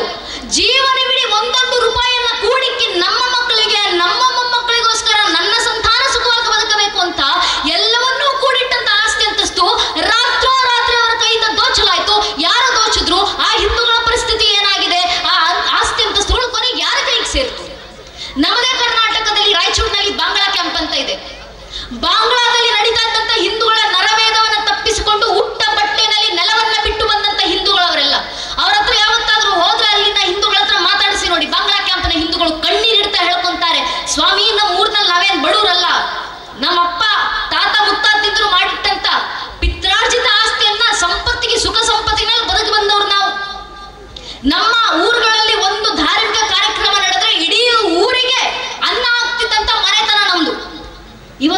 ಹೊತ್ತಿನ ಗಂಜಿಗೋಸ್ಕರ ನಾವು ಕೈಯೊಡ್ಡಿ ನಿಲ್ಲುವಂತ ಪರಿಸ್ಥಿತಿ ಬಂದಿದೆ ಇನ್ನೊಬ್ಬರ ಮುಂದೆ. ಏನು ಮಾಡೋಣ ಅಂತ ಬಾಂಗ್ಲಾ ಕ್ಯಾಂಪ್ನ ಹಿಂದೂಗಳು ಹೇಳುವಂತ, ಕಣ್ಣೀರಿಟ್ಟು ಹೇಳುವಂತ ಮಾತು. ನಮ್ಮದೇ ಕರ್ನಾಟಕದ ರಾಯಚೂರಿನಲ್ಲಿದ್ದಾರೆ ಬಾಂಗ್ಲಾ ಕ್ಯಾಂಪ್ ಹಿಂದೂಗಳು. ಆ ಹಿಂದೂಗಳು ಯಾಕೆ ಆ ಪರಿಸ್ಥಿತಿ ಬಂತು? ಕಾರಣ ಇಷ್ಟೇ, ಆ ಹಿಂದೂಗಳು ಇದೇ ಯೋಚನೆಯಲ್ಲಿದ್ರು. ದೇಶ ಧರ್ಮ ಕಟ್ಕೊಂಡು ನನಗೇನು, ದೇಶ ಧರ್ಮ ಕಟ್ಕೊಂಡು ನನ್ನ ಮಕ್ಕಳಿಗೇನು, ನಾವು ಸುಖವಾಗಿದ್ದೀವಲ್ಲ ಸಾಕು. ಇದೇ ಸ್ವಾರ್ಥ ಭಾವನೆ, ಇದೇ ನಿರ್ಲಕ್ಷ್ಯತನ ಭಾವನೆಯಿಂದ 500 ವರ್ಷಗಳ ಹಿಂದೆ ಇದೇ ಹಿಂದೂ ಸಮಾಜ ಬರ್ಮಾ ಬಿಟ್ಟು, ಜಾವಾ ಬಿಟ್ಟು ಬರಬೇಕಾದಂಥ ಪರಿಸ್ಥಿತಿ ಬಂತು. 300 ವರ್ಷಗಳ ಹಿಂದೆ ಅಫ್ಘಾನಿಸ್ತಾನ ಬಿಟ್ಟು ಬಂದ್ರಿ, 200 ವರ್ಷಗಳ ಹಿಂದೆ ಆಗ್ನೇಯ ಏಷ್ಯಾ ಬಿಟ್ಟು ಬಂದ್ರಿ, 100 ವರ್ಷಗಳ ಹಿಂದೆ ತಕ್ಷಶಿಲಾ ಬಿಟ್ಟು ಬಂದ್ರಿ, 80 ವರ್ಷಗಳ ಹಿಂದೆ ಬರ್ಮಾ ಬಿಟ್ಟು ಬಂದ್ರಿ, 75 ವರ್ಷದ ಹಿಂದೆ ಪಾಕಿಸ್ತಾನ ಬಿಟ್ಟು ಬಂದ್ರಿ, 35 ವರ್ಷದ ಹಿಂದೆ ಕಾಶ್ಮೀರ ಬಿಟ್ಟು ಬಂದ್ರಿ. ಇಷ್ಟೆಲ್ಲ ಘಟನೆಗಳನ್ನು ನೋಡಿದ ನಂತರವೂ ಹಿಂದೂ ಸಮಾಜ ಜಾಗೃತವಾಗಲಿಲ್ಲ ಅಂದ್ರೆ ಇನ್ನು 20-25 ವರ್ಷದಲ್ಲಿ ಕೇರಳ ಬಿಡುವಂತ ಪರಿಸ್ಥಿತಿ ಬರುತ್ತೆ, 30-35 ವರ್ಷದಲ್ಲಿ ಅಸ್ಸಾಂ ಬಿಡುವಂತ ಪರಿಸ್ಥಿತಿ ಬರುತ್ತೆ. ಬಿಟ್ಟು ಎಲ್ಲಿಗೆ ಹೋಗ್ತೀರಾ ಹಿಂದೂಗಳು? ಈ ಕಾರಣಕ್ಕೋಸ್ಕರನಾದ್ರೂ ನನ್ನ ಮನೆ ಸುಖವಾಗಿರಬೇಕು, ರಕ್ಷಿತವಾಗಿರಬೇಕು, ನನ್ನ ಮನೆಯಲ್ಲಿರುವಂತ ಮಕ್ಕಳು ಸುರಕ್ಷಿತರಾಗಿರಬೇಕು, ನನ್ನ ಮೊಮ್ಮಕ್ಕಳು ಸುರಕ್ಷಿತವಾಗಿರಬೇಕು, ನನ್ನ ಸಂತಾನ, ನನ್ನ ಮನೆತನ, ನಾನು ಕೂಡಿಟ್ಟಿರುವಂತ ಸಂಪತ್ತು ಸುರಕ್ಷಿತವಾಗಿರಬೇಕಂದ್ರೆ ಮೊದಲು ನಾನು ಇರುವಂತ ಗಲ್ಲಿ ಸುರಕ್ಷಿತವಾಗಿರಬೇಕು. ನನ್ನ ಗಲ್ಲಿ ಸುರಕ್ಷಿತವಾಗಿರಬೇಕಂದ್ರೆ ನನ್ನ ಊರು ಸುರಕ್ಷಿತವಾಗಿರಬೇಕು, ನನ್ನ ಊರು ಸುರಕ್ಷಿತವಾಗಿರಬೇಕಂದ್ರೆ ನನ್ನ ರಾಜ್ಯ ಸುರಕ್ಷಿತವಾಗಿರಬೇಕು, ನನ್ನ ರಾಜ್ಯ ಸುರಕ್ಷಿತವಾಗಿರಬೇಕಂದ್ರೆ ನನ್ನ ದೇಶ ಸುರಕ್ಷಿತವಾಗಿರಬೇಕು. ನಮ್ಮ ಭಾರತ ದೇಶ ಸುರಕ್ಷಿತವಾಗಿರಬೇಕಂದ್ರೆ ಈ ಭಾರತ ದೇಶದ ಮೂಲ ಅಸ್ಮಿತೆ ಮತ್ತು ಅಸ್ತಿತ್ವವಾಗಿರುವಂತ ಈ ಸನಾತನ ಹಿಂದೂ ಧರ್ಮದ ಸಂರಕ್ಷಣೆ ಆದಾಗ ಮಾತ್ರ ಇವೆಲ್ಲವೂ ರಕ್ಷಣೆ ಆಗ್ಲಿಕ್ಕೆ ಸಾಧ್ಯ. ಆದ್ರಿಂದ ಸ್ವಾರ್ಥಕ್ಕೋಸ್ಕರನಾದ್ರೂ ಪರವಾಗಿಲ್ಲ, ಧರ್ಮ ರಕ್ಷಣೆಗೆ ನಾವೇ ಮುಂದಾಗಬೇಕು. ನಾವಲ್ಲದೆ ಈ ಕೆಲಸ ಇನ್ಯಾರು ಮಾಡ್ಲಿಕ್ಕೆ ಬರೋದಿಲ್ಲ. ಕೃಷ್ಣ ಅಂತ ಭಗವಂತನೇ ಬಂದು ಧರೆಗಿಳಿದು ಧರ್ಮ ಕಾರ್ಯವನ್ನ ಮಾಡಿದ್ದಾರೆ. ಭಗವದ್ಗೀತೆ 3ನೇ ಅಧ್ಯಾಯದ 22ನೇ ಮತ್ತು 22-23ನೇ ಶ್ಲೋಕದಲ್ಲಿ ಕೃಷ್ಣನೇ ಹೇಳ್ತಾರೆ, ನಾನು ಕರ್ತವ್ಯ ಮಾಡ್ಬೇಕಂತ ಏನಿಲ್ಲಪ್ಪ ಅರ್ಜುನ. ಪಾರ್ಥನಿಗೆ ಹೇಳುವಂತ ಮಾತು, ನವೇವ ಪಾರ್ಥಾಶಿ ಕರ್ತವ್ಯಂ ತ್ರಿಷು ಲೋಕೇಶು, 3 ಲೋಕಗಳಲ್ಲಿ ನಾನು ಕರ್ತವ್ಯ ಮಾಡ್ಬೇಕಂತ ಯಾವುದೂ ಇಲ್ಲ, ನನಗೆ ಯಾವ ನಿರ್ಬಂಧಗಳು ಇಲ್ಲ.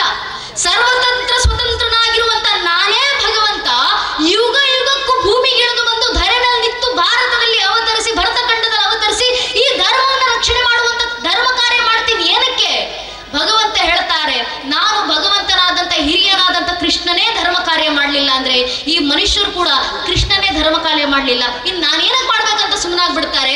ಆ ಜನರಿಗೆ ಧರ್ಮ ಕಾರ್ಯದ ಪ್ರೇರಣೆ ಕೊಡ್ಲಿಕ್ಕೋಸ್ಕರನಾದ್ರೂ ನಾನು ಯುಗ ಯುಗಕ್ಕೂ ಅವತರಿಸಿ ಬಂದು ಧರ್ಮ ರಕ್ಷಣೆ ಕೆಲಸ ಮಾಡ್ತೀನಂತ ಕೃಷ್ಣ ಕೊಟ್ಟಂತ ಮಾತು. ಭಗವಂತನೇ ಧರ್ಮ ಕೆಲಸ ಮಾಡ್ತಿದ್ದಾರೆ ಅಂದ ಮೇಲೆ ನಾವು ಮನುಷ್ಯರಾಗು ಈ ಧರ್ಮದಲ್ಲಿ ಹುಟ್ಟಿದ್ದೀವಿ, ನಾವು ಮಾಡಲಿಲ್ಲ ಅಂದ್ರೆ ಹೇಗೆ ಸ್ವಾಮಿ? ಈಶಾವಾಸ್ಯ ಉಪನಿಷತ್ತಿನ 2ನೇ ಮಂತ್ರದಲ್ಲಿ ನಮ್ಮ ಪೂರ್ವಿಕರೇ ಹೇಳಿದ್ದಾರೆ, ಕುರ್ಬನ್ನೇವೇಹ ಕರ್ಮಾಣಿ ಜಿಜಿ ವಿಶೇಷತಗುಂ ಸಮಾಹ. 100 ವರ್ಷಗಳು ಜಗತ್ತಿನಲ್ಲಿ ಬದುಕಬೇಕು. ಆ 100 ವರ್ಷ ಹೇಗೆ ಬದುಕಬೇಕು? 100 ವರ್ಷಗಳ ಕಾಲ ಧರ್ಮ ಕಾರ್ಯವನ್ನ ಮಾಡ್ತಾ ಬದುಕಬೇಕು, ಅದು ಸಾರ್ಥಕ ಜೀವನ. ನಮ್ಮ ಪೂರ್ವಿಕರು ಉಪನಿಷತ್ತುಗಳಲ್ಲಿ ಹೇಳಿದಂತ ಮಾತು. ಧರ್ಮ ಕಾರ್ಯ ಮಾಡೋಣ. ಧರ್ಮ ಕಾರ್ಯ ಹೇಗೆ ಮಾಡ್ತೀವಿ? ಬಂದು ಇನ್ನೊಬ್ಬರ ವಿರುದ್ಧ ಹೋರಾಟ ಮಾಡುವಂತ ಅವಶ್ಯಕತೆ ನಮ್ಮ ಧರ್ಮಕ್ಕಿಲ್ಲ. ಧರ್ಮ ರಕ್ಷಣೆ ಮಾಡಬೇಕಾದ್ರೆ ಇನ್ಯಾರದೋ ವಿರುದ್ಧ ನಿಂತು ಹೋರಾಡುವಂತ ಪ್ರಮೇಯವೇ ನಮಗಿಲ್ಲ. ಕಾರಣ ಆ ಕೆಲಸ ನಮ್ಮ ಹಿರಿಯರು ಮಾಡಿದ್ದಾರೆ. ಅವರು ಮಾಡಿ ಬಂದಂತ ಆ ಕೆಲಸದ, ಆ ಶ್ರಮದ ಪ್ರತಿಫಲ ಇವತ್ತು ಧರ್ಮ ಉಳ್ಕೊಂಡು ಬಂದಿದೆ. ಇಲ್ಲೇ ಬರಬೇಕಾದ್ರೆ ಶಿವಾಜಿ ಮಹಾರಾಜರ ಭಾವಚಿತ್ರ ಇದೆ. ಅಂತ ಹಿರಿಯರು ತೊಟ್ಟಂತ ಆ ಶ್ರಮ, ಆ ಧರ್ಮ ಕಾರ್ಯ, ಅವರ ಆ ಶ್ರಮದ ಪ್ರತಿಫಲ ಉಳ್ಕೊಂಡು ಬಂದಿರುವಂತ ಈ ಧರ್ಮ ಉಳಿಸಿ ಮುಂದಿನ ಪೀಳಿಗೆಗೆ ನಾವು ಕೊಡಬೇಕು. ಹೇಗೆ ಕೊಡ್ತೀವಿ? ಇನ್ನೊಬ್ಬರ ವಿರುದ್ಧ ಹೋರಾಟ ಅಲ್ಲ, ನಮ್ಮಲ್ಲಿ ಜಾಗೃತಿ, ನಮ್ಮ ಹಿಂದೂಗಳಲ್ಲೇ ಜಾಗೃತಿ ಆಗಬೇಕು. ಕಾರಣ ಈ ಧರ್ಮಕ್ಕೆ ಸಮಸ್ಯೆ ಬಂದ್ರೆ ಯಾರಿಂದ ಧರ್ಮಕ್ಕೆ ಸಮಸ್ಯೆ ಬರುತ್ತೆ? ನಾವು ಯಾರಿಂದ ಭಯ ಬೀಳಬೇಕು? ಸ್ವತಂತ್ರದ ಇತಿಹಾಸಕ್ಕೆ ಹೊಸ ಹಾದಿಯನ್ನು ತೋರಿಸಿಕೊಟ್ಟಂತ ಸ್ವತಂತ್ರ ವೀರ ವಿನಾಯಕ ದಾಮೋದರ ವೀರ ಸಾವರ್ಕರ್ ಅವರು ಹೇಳ್ತಾರೆ. ವೀರ ಸಾವರ್ಕರ್ ಹೇಳಿದ್ರು, I do not fear A Muslim, neither do I fear A Christian, but I fear those Hindus who are against Hindutva ಅಂತ ಸಾವರ್ಕರ್ ಅವರು ಹೇಳಿದ್ರು. ಅರ್ಥಾತ್ ಸಾವರ್ಕರ್ ಅವರು ಹೇಳ್ತಾರೆ, ನನಗೆ ಮುಸಲ್ಮಾನರಂದ್ರೆ ಭಯ ಇಲ್ಲ, ನನಗೆ ಕ್ರಿಶ್ಚಿಯನರಂದ್ರೆ ಭಯ ಇಲ್ಲ, ಆದ್ರೆ ಹಿಂದೂ ಧರ್ಮದಲ್ಲೇ ಹುಟ್ಟಿ ಹಿಂದುತ್ವದ ವಿರುದ್ಧವಾಗಿ ಮಾತಾಡ್ತಾರಲ್ಲ ಅಂತ ಸೊಕ್ಕೋಳ್ ಹಿಂದೂಗಳು ನೋಡಿದ್ರೆ ಭಯ ಆಗೋದು ನನಗೆ ಅಂತ ಯಾವುದೋ ಕಾರಣ ಸಾವರ್ಕರ್ ಅವರು ಕೊಟ್ಟಂತ ತತ್ವ. ಈ ಧರ್ಮಕ್ಕೆ ಸಮಸ್ಯೆ ಬಂದ್ರೆ, ಅರ್ಥಾತ್ ಧರ್ಮಕ್ಕೆ ಯಾರಿಂದಾದ್ರೂ ಭಯ ಬೀಳಬೇಕಂದ್ರೆ ನಮ್ಮ ಧರ್ಮದಲ್ಲೇ ಹುಟ್ಟಿ ನಮ್ಮ ಧರ್ಮದ ವಿರೋಧಿಸುವವರಿಂದ ಬರುತ್ತೆ ಧರ್ಮಕ್ಕೆ ಸಮಸ್ಯೆ ಹೊರತಾಗಿ ಇನ್ನು ಯಾರಿಂದಲೂ ಈ ಧರ್ಮವನ್ನು ನಾಶ ಮಾಡ್ಲಿಕ್ಕೆ ಸಾಧ್ಯವೇ ಇಲ್ಲ. ಇದು ಸನಾತನ ಧರ್ಮ, ಇದು ನಿತ್ಯ ನಿರಂತರ ಗಂಗೆಯಂತೆ ಸದಾಕಾಲ ನಮಗೆ ಗೊತ್ತೋ ಗೊತ್ತಿಲ್ಲದೆ ಶತಶತಮಾನಗಳಿಂದ ಋಷಿ ಮುನಿಗಳ ಮಡಿಲಲ್ಲಿ ಸುರಕ್ಷಿತಗೊಂಡು ಅಗ್ನಿಯಷ್ಟು ಪವಿತ್ರವಾಗಿ, ಗಾಳಿಯಂತೆ ಎಲ್ಲೆಡೆ ಸ್ಥಿತವಾಗಿ ಪೀಳಿಗೆಯಿಂದ ಪೀಳಿಗೆಗೆ, ತಲೆಮಾರಿನಿಂದ ತಲೆಮಾರಿಗೆ ನಿರಂತರವಾಗಿ ಹಂಚ್ತಾ ಈ ಧರ್ಮ ಉಳ್ಕೊಂಡು ಬಂದಿದೆ. ನಂಬಿಕೊಂಡು ಬಂದಿರುವಂತ ಈ ಧರ್ಮವನ್ನು ಹೀಗೆ ಉಳಿಸ್ಬೇಕಂದ್ರೆ ಹಿಂದೂಗಳಲ್ಲೇ ಜಾಗೃತಿಯನ್ನು ಮೂಡಿಸ್ಲಿಕ್ಕೆ ಶುರು ಮಾಡಬೇಕು. ವಿಶೇಷವಾಗಿ ಹಿಂದೂ ಮನೆಯಲ್ಲಿರುವಂತ ಹಿಂದೂ ಮಕ್ಕಳ ಜಾಗೃತಿ. ಯಾವ ರೀತಿ ಪಿತ್ರಾರ್ಜಿತ ಸಂಪತ್ತನ್ನ ಮಕ್ಕಳಿಗೆ ಕೊಡ್ತಿರೋ ಪಿತ್ರಾರ್ಜಿತ ಸಂಸ್ಕಾರವನ್ನೂ ಮಕ್ಕಳಿಗೆ ತಲುಪಿಸಬೇಕಾಗಿದೆ. ನಾವು ಆ ಮಕ್ಕಳಿಗೆ ಧರ್ಮ ಬೋಧನೆಯನ್ನ ಮಾಡೋಣ. ಶಾಲೆಯ ಜೊತೆಗೆ ಶಾಲೆ ಶಿಕ್ಷಣದ ಜೊತೆಯಲ್ಲಿ ಮಕ್ಕಳಿಗೆ 5ನೇ ತರಗತಿಯಿಂದ ರಾಮಾಯಣ, 10ನೇ ತರಗತಿಯಿಂದ ಮಹಾಭಾರತ, 12ನೇ PUC ಅಥವಾ ಡಿಗ್ರಿಗೆ ಬರೋ ಅಷ್ಟೊಳಗೆ ನಮ್ಮ ಮಕ್ಕಳಿಗೆ ಭಗವದ್ಗೀತೆ ಶ್ರೀಮದ್ ಭಾಗವತ ಮಾತ್ರ ಕಂಠಪಾಠ ಆಗಿರಬೇಕು. ಮಕ್ಕಳ ಜಾಗೃತಿ. ನಮ್ಮ ಮನೇಲಿ ಭಗವದ್ಗೀತೆ ಪುಸ್ತಕ ಇದೆ, ಆ ಪುಸ್ತಕ ನಮ್ಮ ಮಕ್ಕಳಿಗೆ ಓದಿಸೋಣ. ಅಂದು ಕುರುಕ್ಷೇತ್ರ ರಣರಂಗದಲ್ಲಿ ಕಣ್ಣೀರಿಟ್ಟಿದ್ಯಾರು? ಅರ್ಜುನ ಉಪದೇಶ ಮಾಡಿದ್ದಾರೆ, ಶ್ರೀಕೃಷ್ಣ ಪರಮಾತ್ಮ ಉಪಯೋಗ ಆಗಿದ್ದಾರಿಗೆ ನಮಗೆ. ನಮ್ಮನ್ನಲ್ಲಿ ಭಗವದ್ಗೀತೆ ಪುಸ್ತಕ ಇದೆ, ಅದನ್ನು ಮಕ್ಕಳಿಗೆ ಓದಿಸೋಣ, ಬೋಧನೆ ಮಾಡೋಣ. ಅಂದು ಕಣ್ಣೀರಿಟ್ಟಿದ್ದಾರೆ ಶ್ರೀರಾಮಚಂದ್ರರು, ಉಪದೇಶ ಮಾಡಿದ್ದಾರೆ ವಶಿಷ್ಠರು, ಬಾರಪ್ಪ ರಾಮಭದ್ರ ನಿನಗೆ ಜೀವನದ ಸತ್ಯಾಸತ್ಯತೆಯನ್ನು ಹೇಳ್ಕೊಡ್ತೀನಿ ಅಂತ ಉಪಯೋಗ ಆಗಿದ್ದಾರಿಗೆ ನಮಗೆ. ನಮ್ಮನ್ನಲ್ಲಿ ಯೋಗ ವಶಿಷ್ಠ ಗ್ರಂಥ ಇದೆ, ಅದನ್ನು ಮಕ್ಕಳಿಗೆ ಬೋಧನೆ ಮಾಡೋಣ. ಅಂದು ಕಣ್ಣೀರಿಟ್ಟಿದ್ಯಾರು? ಪರೀಕ್ಷಿತ ಮಹಾರಾಜ, ಉಪದೇಶ ಮಾಡಿದ್ದಾರೆ ಶುಕಾಚಾರ್ಯರು, ನಿನ್ನನ್ನ ಮತ್ತು ನಿನ್ನ ಇಡೀ ಪಾಂಡು ಕುಲವನ್ನು ಉದ್ಧರಿಸಿದಂತ ಶ್ರೀಕೃಷ್ಣ ಪರಮಾತ್ಮನದೇ ಇತಿಹಾಸ ಹೇಳ್ತೀನಿ ಬಾರಪ್ಪ ಕೇಳು ಅಂತ ಉಪಯೋಗ ಆಗಿದ್ದಾರಿಗೆ ನಮಗೆ. ನಮ್ಮನಲ್ಲಿ ಭಾಗವತ ಪುರಾಣ ಇದೆ, ಶ್ರೀವ್ಯಾಸರು ನಮಗೋಸ್ಕರ ಬರೆದು ಕೊಟ್ಟಿದ್ದಾರೆ, ವೇದವ್ಯಾಸರು. ನಾವು ಮಕ್ಕಳಿಗೆ ಬೋಧಿಸೋಣ. ಆ ಮಕ್ಕಳಲ್ಲಿ ಏನಕ್ಕೆ ಜಾಗೃತಿ ಅಂದ್ರೆ ಕಾರಣ ಇಷ್ಟೇ. ಹಿರಿಯರು ಹೇಳಿದ್ರು ಜನಸಂಖ್ಯೆ ಕಡಿಮೆ ಆಗ್ತಾ ಇದೆ ಹಿಂದೂಗಳದ್ದು ನಿಜ.